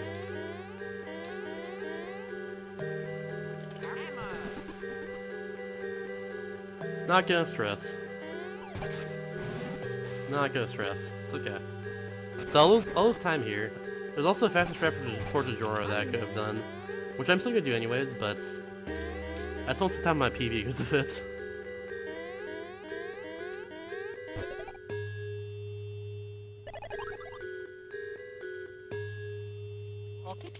It was actually pretty top tier. You missed it. Hope someone clipped it. Alright, but yeah, since we have... So it's actually... We found out recently, or at least Mamilia found out that number 1 trousers are actually not too bad for these fights. You want Jora to go first, but it's actually not that bad.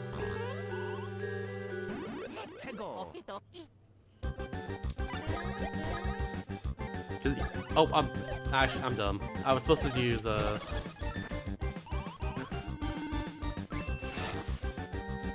was supposed to use Thunder Rose here, but I'm dumb. That's fine though. Just gets healed right there. So I can do this. See? Not too bad. Just gonna do it again. That's totally fine. It's not that slow. It's just gonna attack. That's just gonna attack us, and then she goes away. The Jora moves first here. She's gonna attack like this. She attacks, she protects, most importantly. Actually, I don't know the rest of that because nothing that rhymes in this case. Anyways, that attack is annoying sometimes. She's gonna die right here though, that's all that matters. See? Easy fights. If only I had better jokes then. If I had better jokes then, I could have gained a lot more time there. Like, thanks to reroute and faster fights and all that. But, it's okay. Right now I'm currently plus 130 or so on my splits. And I'll also admit that her jokes ends. Probably more time. That's fine. I got, like, super screwed on this entire run. So yeah, we kind of ruined her party there of Chuck Lisa. She gets mad at us and calls us jerks and runs away. I always want to know why she does that. Like, why... Just, what's her deal in general? I always want to know that, but we never figure it out, unfortunately. She's just kind of there. So, right, now we can pop all the fake beast star that we got earlier, but he sees right through the ruse. And then knocks out Luigi, and steals a real beam star out of our suitcase.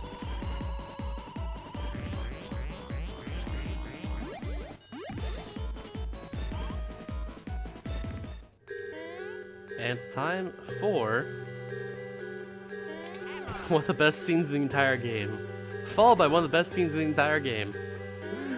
So, remember that dress we got earlier from Toadsworth that I was supposed to give to Peach because he thinks her dress is dirty right now? Mario has a bright idea of dressing Luigi in that. So now Luigi, the best voice actor in the entire world, is gonna be... It's gonna be, he's gonna imitate Peach right here really well. That's gonna happen. Super, super good. So yeah, here's Peach. Here's Luigi dressed as Peach. He's talking normally like Peach, so... Apparently Luigi is the best Peach impression in the entire world. Who knew? I didn't know, personally. Yeah, since Luigi has a mustache, he has to, put his hands for his face so that they don't know it's Peach. So now we have the real Peach right here. The real Peach is with Mario, and Luigi dressed as Peach is with Valuethon and Fawful. Now and once again, here's now one of the best scenes in the entire game. Where they figure out that Luigi is Princess Peach right here. Say, Princess, why are you covering your mouth like that? Ah! Behind you! A Humongous Cockroach! There it is. Fawful, did you see that? Yes. Mustache. Yes. Fire at will. How did you trick us? And now Fawful being the most creative person in the entire world, and Bella being one of the strongest people in the entire world right now, can't get past the crates. So Fawful can float over these railings here very clearly, But that crate and like Balletta is really strong. But that crate though, it's just you can't get past that crate. That crate's just like in the worst spots.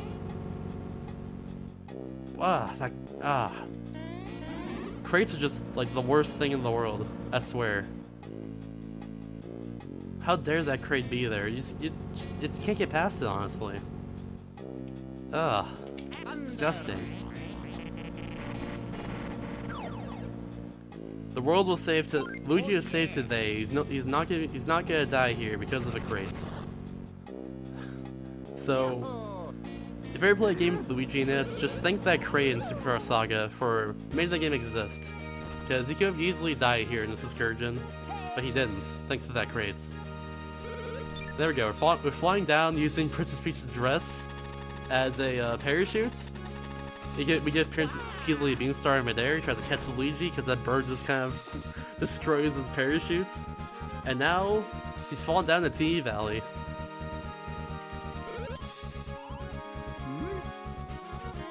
Also, check out the sprites right here. Mario has 8 directions on his sprites, so he moves diagonal right here.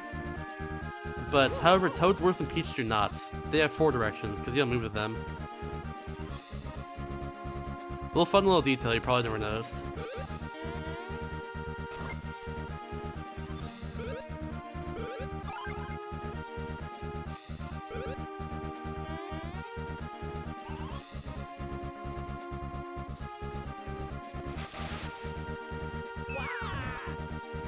Yeah, shouts to that bird. It's a bad bird, though. Very bad bird. Alright, so now I'm gonna use some shasta noises in this next room here. Because this next room has enemies that can one-hit kill me if they get me to encounter and trick me. So let's hope that doesn't happen. We should be fine, though.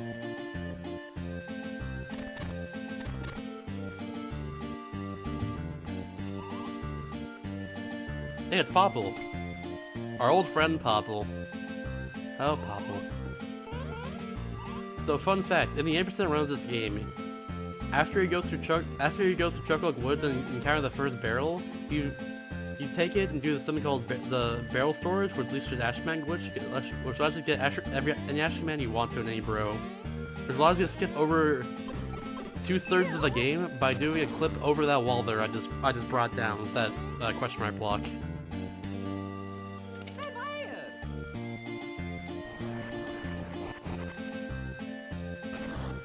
So yeah, everything we did here between Chocolate Woods and now is skipping 8%. That's over 2 hours of content according to the Glitchless speedrun. So that's pretty awesome, isn't it?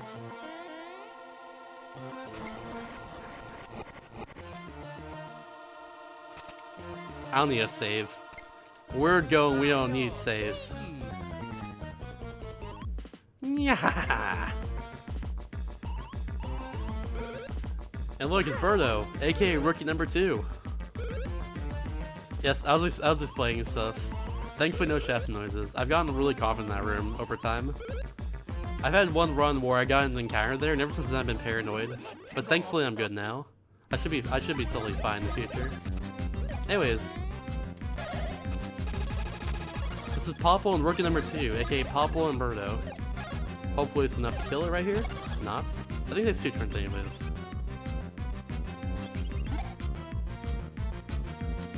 I got the slow attack thing. Rest in peace. I also got Luigi go first here, which is slow as well. Didn't kill.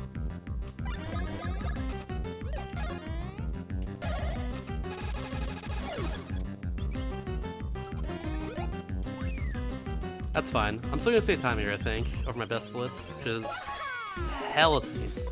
Hecka nice right there. I don't know why, I think it might be just because of test smashing, or text smashing. But I'm saving like a few seconds on my best split here, and I'm honestly okay with this.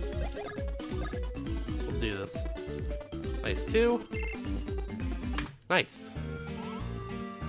Just that 2.5 second gold split you can't see because it's a marathon run.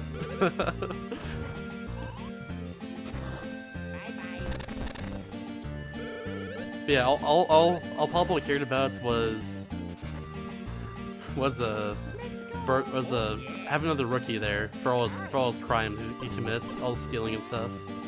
He's the other partner, so therefore Birdo was actually in love with him. And when Pablo and Birdo lost right there in that battle, Birdo got really mad and just kicked him through the ceiling. And now we don't see Pablo for the rest of the game. In fact, we don't see Pablo until Mario & Luigi Dream Team. He makes a cameo in Mario & Luigi Dream Team, the 4th game in the series. It's pretty funny, but yeah. Now come on, beat me Castle Town, and whole town is destroyed. Unfortunately. However, while the town's destroyed, we need to do one last shopping trip here. While the town's currently dying. Oh, hold on. Hold on. Forgot I had menu for that one. There you go, 49. Yeah, apparently. It really was. It was a really good punt. Birdo has kicks. Who knew? So strong, Yoshi-like creature legs. I love how Queen just like falls from the ceiling in that part there. But yeah, what they did between now and what happens on the Koopa Cruiser was they went back to the Mushroom Kingdom and got Bowser's Castle, which floats in the sky from that from Paper Mario.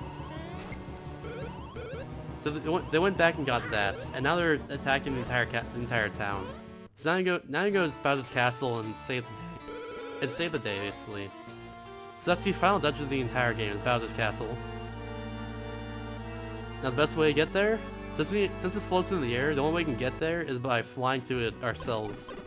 And we know one person in particular who knows how to fly. Back in Huru Village, back in the beginning of the game, almost 3 hours ago. That's Valuethon, the pterodactyl who was sitting on Draco's egg, who later turned to Prince Peasley. So yeah, we're gonna go back to Huru Village and get that. First, Swag Jump. Can we get Swag Jump V2? Ah, I missed it.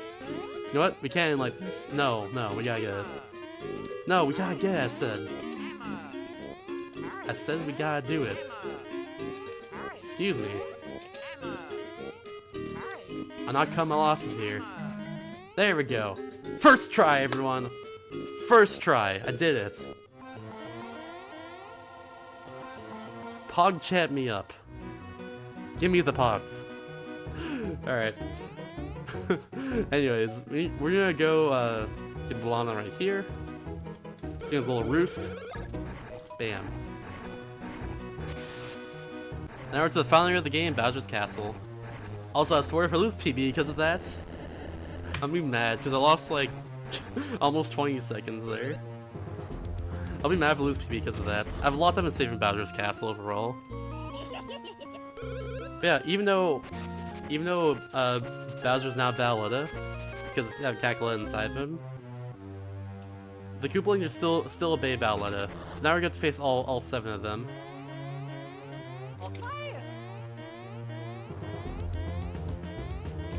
There we go, first try.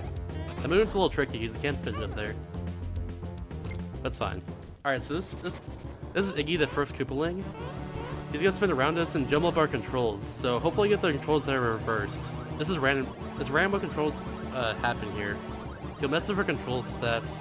For instance, right can be up, down can be left, for instance. That sort of thing. That can happen. Also, I can also move right here to save a little time, and I got some weird controls. I'm gonna go away right here just for safety.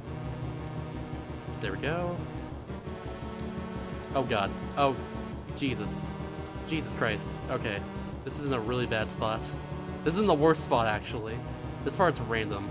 It's complete luck where his flame goes, and he's like in the worst spot for him to be. All you do is wait here. Going for it. My controls are really bad there, but thankfully I made it. I was like stupid close.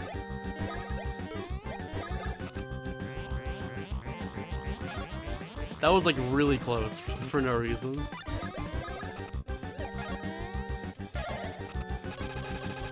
There we go. So most of the time loss there was from that fire, I'm pretty sure. That fire was awful. Oh well, it's okay.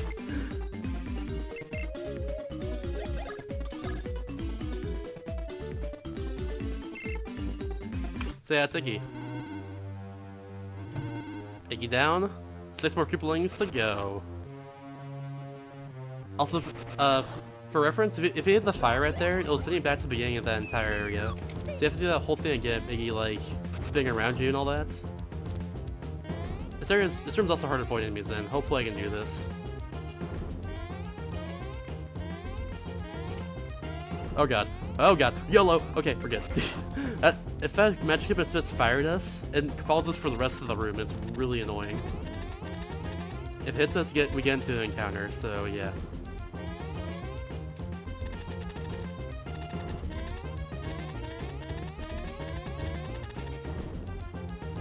Yeah, so if you use Thunder Bros, it just lowers the defense down to 0. That's why we do that. So our damage, along with the Mush Badge, we're doing just like a crap load of damage every single boss in the game right now. It's great. Do the same thing with Morn as well right here. I think he has the most HP. Morn and Roy, I think, have the most HP out of all the Koopalings.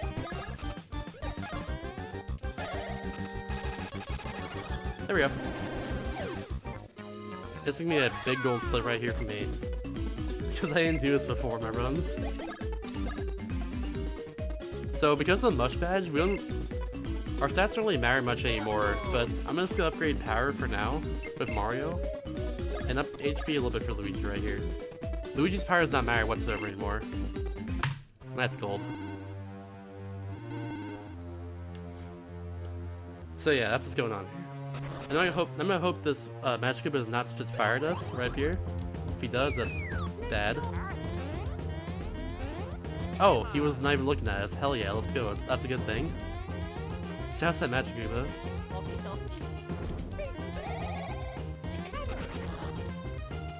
Alright, this is a little bit tricky right here. I can voice encounter if I time my high jump here correctly. But it's a little bit tricky. I have to go, yeah, I didn't get it, so I have to move there.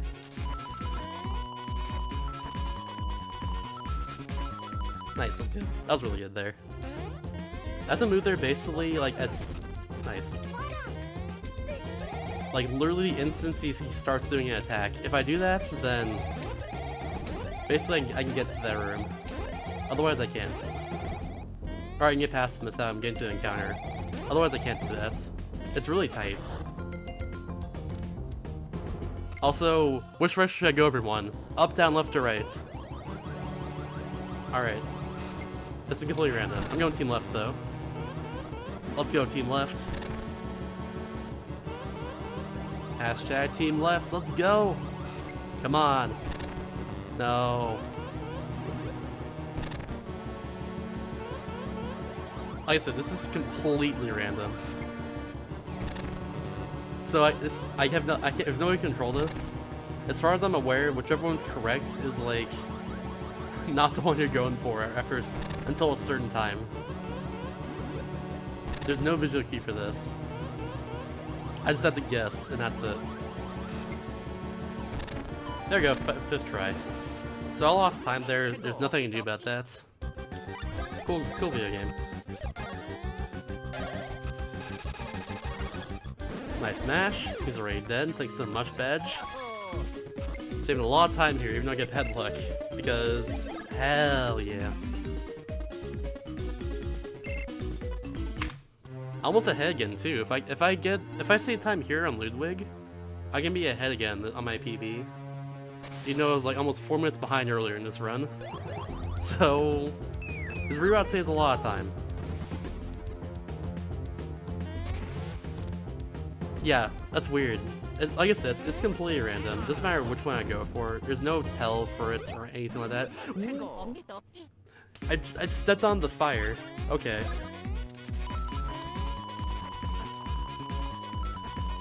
Well, that's really bad because this is random right here, and I need to get good luck here to save time. That's really bad because you have no one of these things, and it's like the hardest one. Well, it's not hard, but like, it's random. Go, and let's hope for the best right here. Going for it. He went up last second. Alright, so we got hope here that goes right in front of the thing and stays there when I shoot the water. Nope. Good! Yo, I caught him as soon as he went down there. So that as soon as he like was able to move, he just straight up couldn't do anything about that. I caught him at the perfect time. That's what I was hoping for there. That was great. Alright, so yeah. My PB had the worst. I think my PB had literally the worst potential thing that could happen right there. I think it took me like. I think I had to redo that part is what happened, and I still PB. It was awful.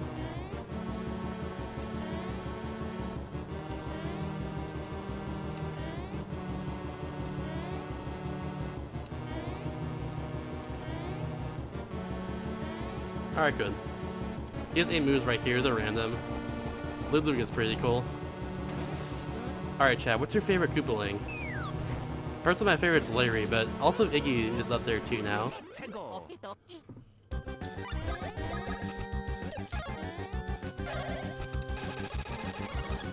Oh man. Knockback? Knockback, please. Damn. Maybe? Ow. What? I hit it. What? Hello? Well... Oh shit, I don't have... This is bad. Okay, good! That could've been really, really bad. Because I had 0 1-ups, by the way. That's fine, because Luigi doesn't need to level up. It's okay. I had 0 1-ups because I sold them earlier. Okay, we're ahead again. I got such a lucky break there. Note to self, don't sell like 1 1-up. Just in case that happens. That was close. Jesus Christ. Sorry for scaring all of you, I'm also scared myself. I still have to play the game.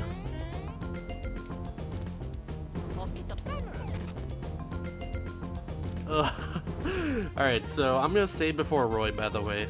Oh wait, no. I can't save before Roy. This runs on PE pace is why. And the save block is way far away. If I die here, I'll just backtrack through Bowser's Castle, that's what I'll do. If I die to Roy, I mean. Hopefully I don't die to Roy, but I'll take the time loss, honestly, and everything like that, if I do. Because now this run's actually hit by 30 seconds out as of that last split. So yeah.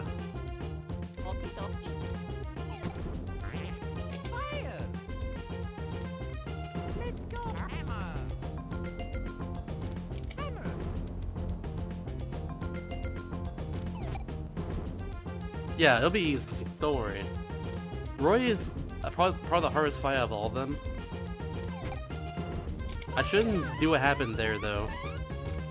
Actually, what I just remembered. Oh wait, I forgot.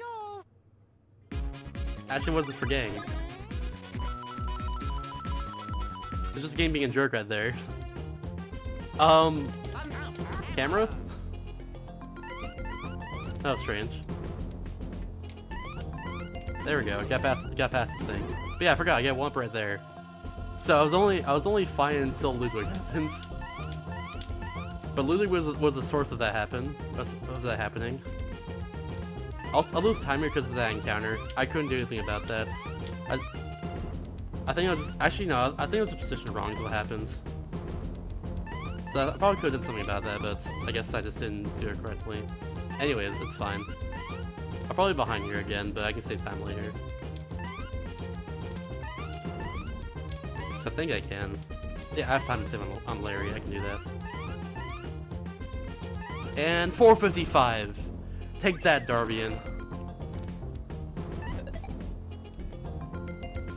New Super Mario Bros. World Record live on twitch.tv/theboiks. Give me a pod champ, chat.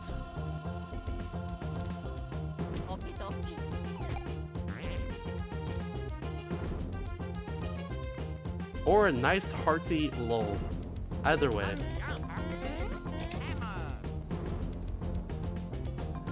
I'm scared.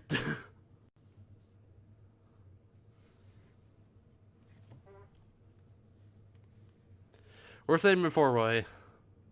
I'll have to do this entire room if it messed up here. I'll have to do this whole room again with all the cutscenes and everything. If I mess up and die to Roy. But I'll just stay right there for now. It's fine. I'm a little scared, that's why. Not gonna lie. Because Roy has come along my runs before. That's if I don't want to kill him. If Luigi goes first, we're fine. If Mario goes first, it could be scary. But it's completely random which one can happen. That's why. So hopefully Luigi goes first here and we'll be fine. So we'll see what happens. I'm a little scared of this. Please? Okay, good. We're fine. No way he won't die of this, is why. There's only a problem when Ludwig attacks before, because Luigi went second. Okay, this is not a problem. This is not the worst problem. This is a really bad problem to have.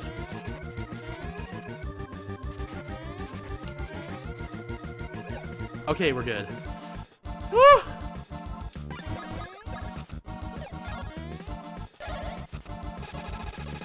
That tag has killed my runs many times, by the way. Okay, so I'm now behind. Not because it's a save, I'm behind anyways because of what happened there. And that was all my fault.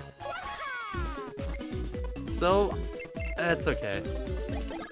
Might still be able to PB, might not. Either way, it'll be close to PB. I can PB later by a lot. With this route, I just messed up a lot earlier and got really awful luck on Mom Piranha. The worst I've ever had, in fact. They'll be fine.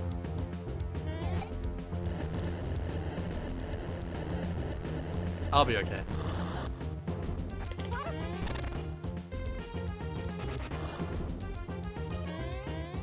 This is gonna be a good run though, as long as I get first try Cagletta. But Cagletta is really hard. Alright, but this part's actually complete luck, and I got bad luck here. Reason for that is you want to get into an encounter that doesn't have any Hammer Bros or Chompers in them. If that happens, then it'd be a one-turn fight instead of two-turn fights, potentially. Ow. Oh no. Please don't die, Mario. Right, go Luigi. No! This is actually okay, he'll die right here. See?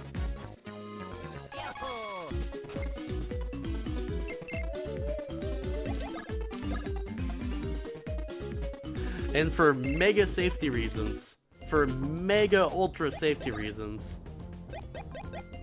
Max Nut. Wait, I could use Max Nut actually on a Cagletta for safety reasons. Oh well, it's fine. I got bad luck here again, so I'm gonna lose time. I think the luck here is confirmed RIP PB, so I think PB's dead at this point. But that's fine, honestly. Ow. What do you just take? Items, okay.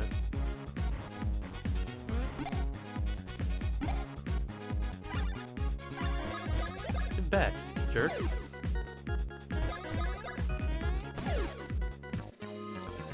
Oh wait, I can get Max Nut later actually, I just remembered. Sorry, the reason why we did all those encounters there is because we can't go through this room normally with the barrel and hit the switch right here, which is what we're supposed to be doing, without destroying those two boos right there. The other one in the room is not a big deal at all. Like, he's just there. Just to be a pain. Oops. Yeah, fire this. See, that's all it is. Nothing more, nothing less.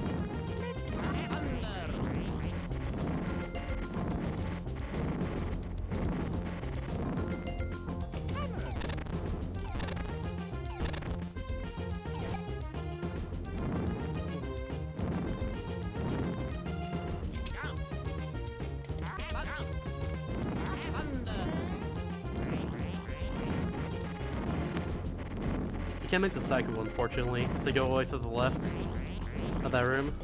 Unfortunately, that's just barely impossible, and also nice. I tried to go fast there, but it failed. Don't go fast, kids. I'll just wait, it's okay. We're good. Alright, so now I have the easiest Koopaling in the entire game. This is Wendy. She has the least HP of all the Koopalings. And even if I don't do my fast mash, which is what I do for an entire run, never use Chopper Rose and all that. If I don't do that, she'll still die in just one turn. Because she has too little HP. Plus if all of her mushes and everything, it's an easy fight. Just go up with Mario's first, and he did.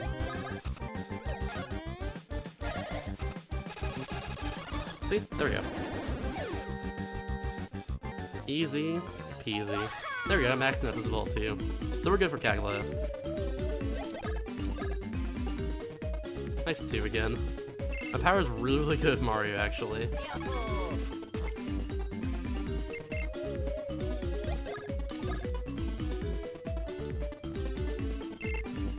Can I get 100 power with Luigi by the end? I think I can, if I get in there too, I think. I could get 100 power for Luigi. Because after we face Fawful, we leveled 1 last time. I think we can actually get 100 power for Luigi if everything goes correctly.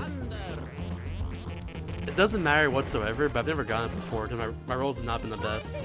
Or I haven't had that good of luck with the rolls before now. Speaking of luck, what the hell is that?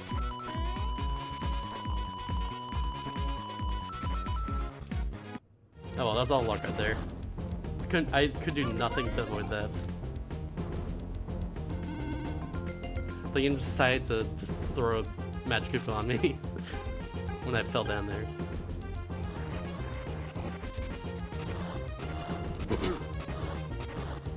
Okay, his Fire Bro's here to get across, throw those walls, and bam. Fun fact, you can actually break those walls with a regular hammer. Not just like a super or an ultra hammer, just a regular hammer. In addition, of course, Fire Bros is what you want to do there, because it's fast.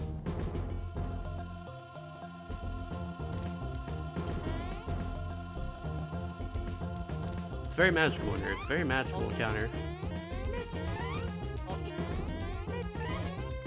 Nice. Okay. They split Mario and Luigi right there just so they can get through this area. Basically, most of Bowser's Castle is just reiterating some old mechanics. Like, for instance, the block there that Luigi can hit. That like boosts Mario up a bit. That sort of thing.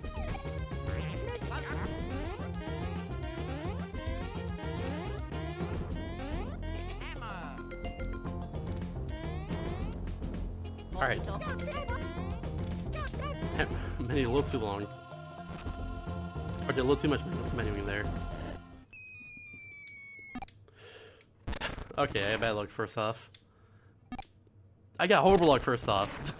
I could have made the first one, just messed up that time. Alright, so yeah, this is a little bit of luck here. Usually it's not bad. Sometimes you'll hit it a little bit sharp so you can't actually hit the flame whatsoever. That's not your fault at all. Like that happened like once right there. I couldn't do anything about it. So yeah, shout out to Larry. My PB had bad luck here as well too, I'm pretty sure.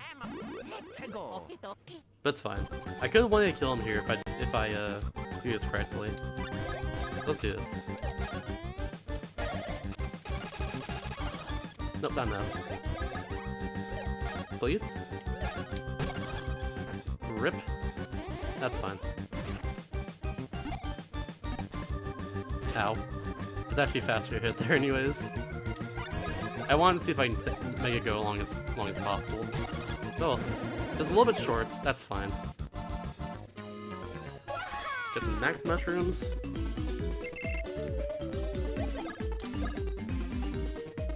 Keep getting 2s, and that's pretty good.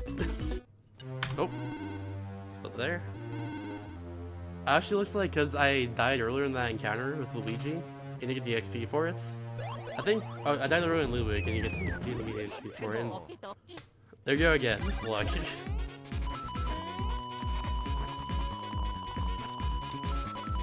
I couldn't avoid that no matter how much I tried. No one winner. That's also new thing. That's also the thing of the new routes that I regretfully have not practiced, but we'll sit here until I do it correctly. Calcula's gonna be a little bit harder, and Calcula is already a pretty hard fight because we don't have knockback advance by the end of this run now. Whereas it before, knockback advance is infinite attack basically. We use knockback a lot. We use knockback bros a lot throughout the run, which is Luigi's hammer move. Because at the very end we get an attack that's infinite. That's what we did in the old route. Now we don't do this because we can match fast enough against attack lit for it to not matter too much. And also we need to survive her attacks for it too. Alright. And Luigi went first, which is slow. This does nothing. What a wasting. I agree. You actually need to hit this thing 4 times. Doesn't matter if what, you just need to hit it 4 times, and that's it. Doesn't matter what damage it does, you just need to hit it. What? Hello? Okay, well that's... now we get a long attack because it messed up. Ow. Oh well. It's okay. Thanks, Twitter. I'm gonna need it for sure. Don't give me fire bros, I need chop bros. He's dead. Health was pretty easy here. Luckily the film was at the very beginning of the game, so it makes sense. It's totally a new redesign and everything. Got 2. Am I getting 100 power for Luigi? Is this the thing that could happen? Can I get a 3 here? No, I can't. I'm going to get 2s. Rest in peace. If I didn't die to Ludwig... Oh! Never mind. Let's go! 100 power for Luigi. That's not a thing that like ever happens. But I got really good rolls this run, so hell yeah. But yeah, this is the last boss before the final boss of the game.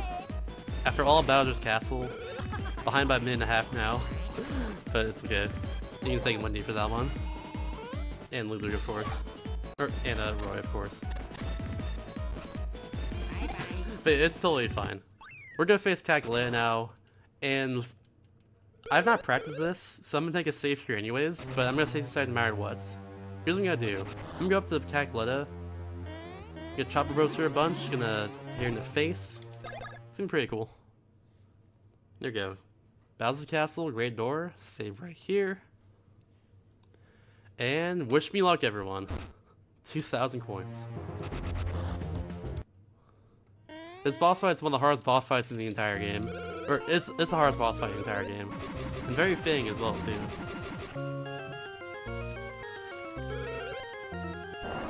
But, yeah. Hopefully this goes alright. If I match fast enough here, I could actually... Oh, let's see if I can do this. I think it's a lower defense. I could actually take her out in one cycle here, I'm pretty sure. It did, okay.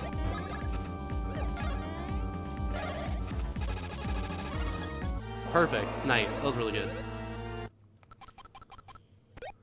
So that saves time over the old strat where we didn't do that.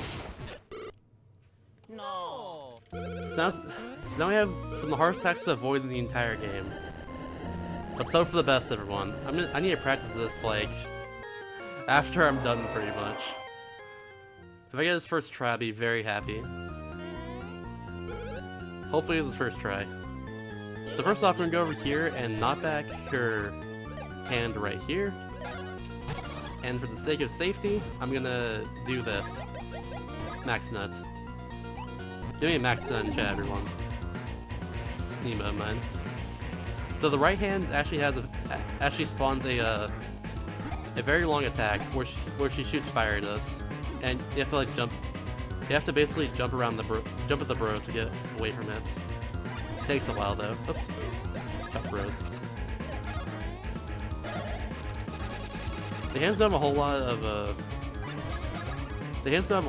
HP to them. The head does though, and the heart obviously does. That's why you have to attack right here. And that's a match for my life on the heart and avoid all these attacks. Here we go. If I do it correctly, I can do it in 2 turns. Not sure if I can with a matching ability, but we'll see. If I can, I will pop off. I'll say that much. I'm just gonna knock back her heart because Thunder Bros is nothing on her, unfortunately. That's the worst part too. Thunder Bros is nothing. Here we go.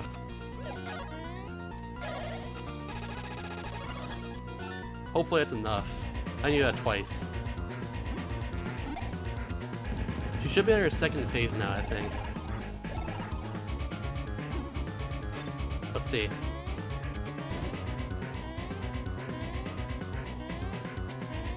Nope. Still first phase. I think the next Chopper Rose will do it though.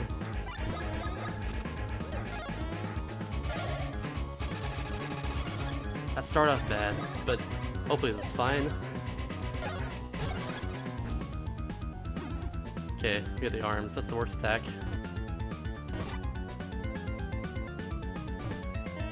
That was way too early. Okay, so we got the worst attack. This is really bad. If we get fire, it's over. Do that again. I got so lucky. I got so lucky. Holy moly. I got really, really lucky there. Let's revive Mario. Yeah, okay, I got one up super. Perfect. Revive Mario. And first thing I'm gonna do here, if I get the ability to, I don't. Okay. That's bad. I got to survive another horde of attacks.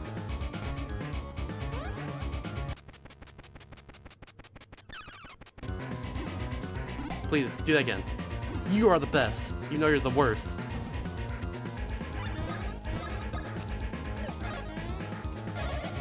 I actually took Harry Harms because of that. That's actually really good luck. Hell yeah, I'm down for that. Okay, this is the worst attack in the game. Ow. Ow. That attack is really, really hard to avoid. Okay. Arms. Okay, I'm dead. I'm dead. Yeah, I can't avoid that. I just don't get enough jumping frames to avoid it. Rip. Nintendo. So, that fight loses a lot of time if I die.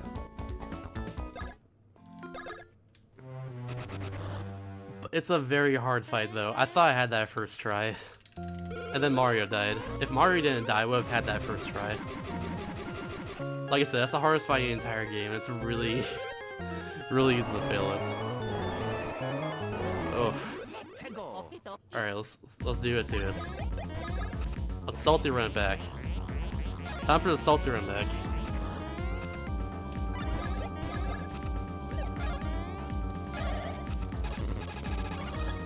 Still killer, nice. Okay, good. I actually pressed X there when I was mashing. Because I was moving so quickly with my fingers, but yeah. It's okay.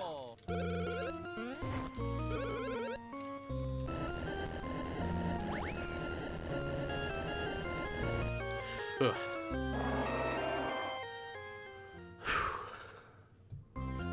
Alright, Triumph 2 everyone. Let's freaking do this. This boss is the worst.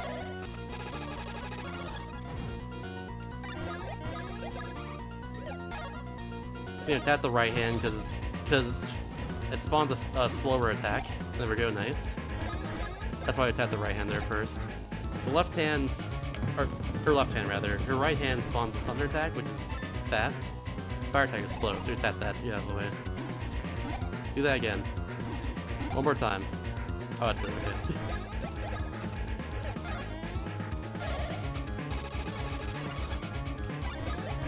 Oh, knock it, please.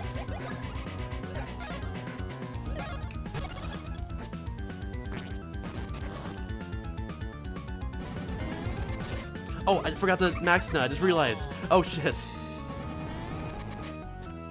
I forgot the max nut, I just realized that. Oh shit, this is really bad. This is really, really bad. Oh god. Oh my, this is like awful. Okay, I'm dead.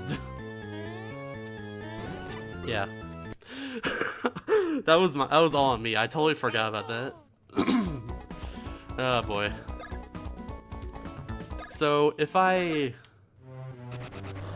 Okay, so here's the thing now. If I mess up this last one here, I'll go over estimates, which is 350. So I can get it right here, so I go under estimates.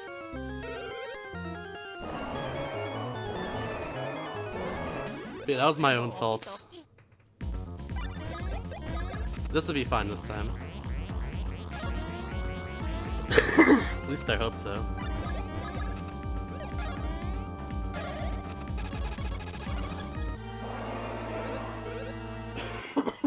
Excuse me. Got something stuck in my throat. Alright, let's hope for the best here.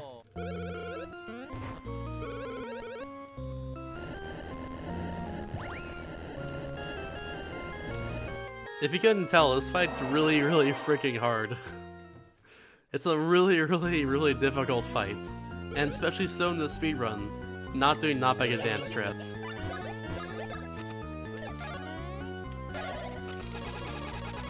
Okay, so remember the max nut, everyone. Do that again.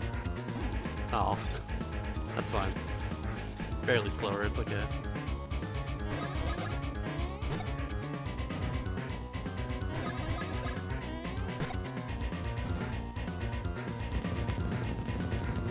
Thanks for reminding everyone.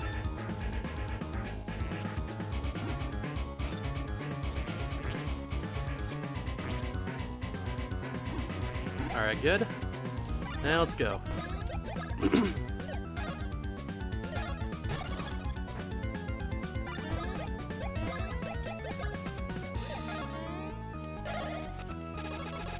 That was a really bad mash.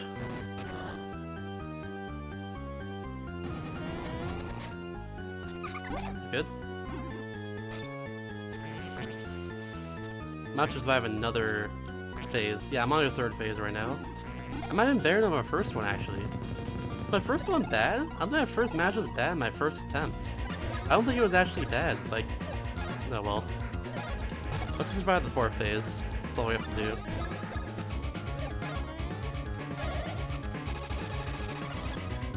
Yep, didn't kill her.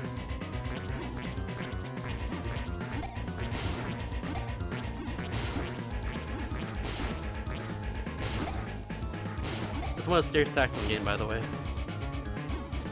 I hate that attack. And there's no arms, she can't do the arm attack? Hell yeah. Oh wait, no, it's back. Good.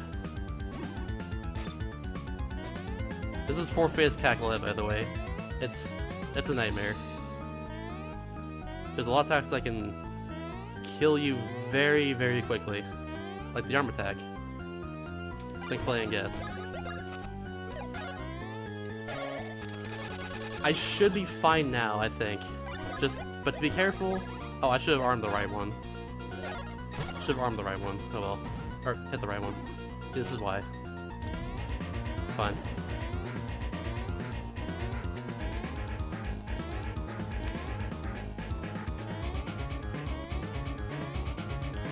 Alright, so if I destroy the arm here and get Mario... Yeah, I'm gonna get Mario right here for the heart, I'm pretty sure.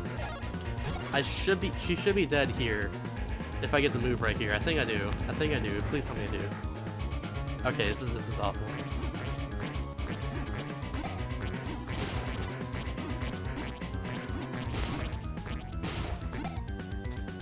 Ah! Oops. Oh god.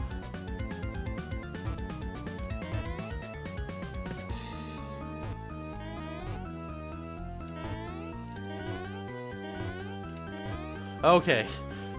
That attack is scary. I figured it out recently though, and I'm so glad I did. She should be dead right here. Screw you, Cackletta! Hell yeah! Oh my god, I hate that boss. I hate that boss in the speedrun, rather. Ugh. It's so stressful, especially at the end of a marathon. But god, it's so fun to fight, I guess. Just because of how difficult it is. It's such a challenge that's fun. Yeah, time is soon. I have a little escape sequence first. I'll go barely over estimates. Just barely. We're good. We're good. So now after we escape the castle, it's gonna crash into the water here and explode. That's all I gotta do. Oh, that fight though. That fight is a lot harder now than it used to be. That fight's way harder than it used to be now. Because you don't get knockback advance, which is infinite attack. Even with knockback advance, it was still difficult. But like now it's way harder.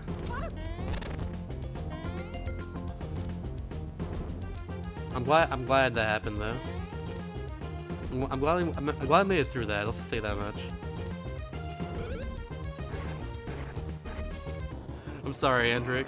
Overestimates Dan's game. What face? Oh well, it's okay. It happens. Like I said, that fight is really hard, and it's on me because I didn't practice it before now.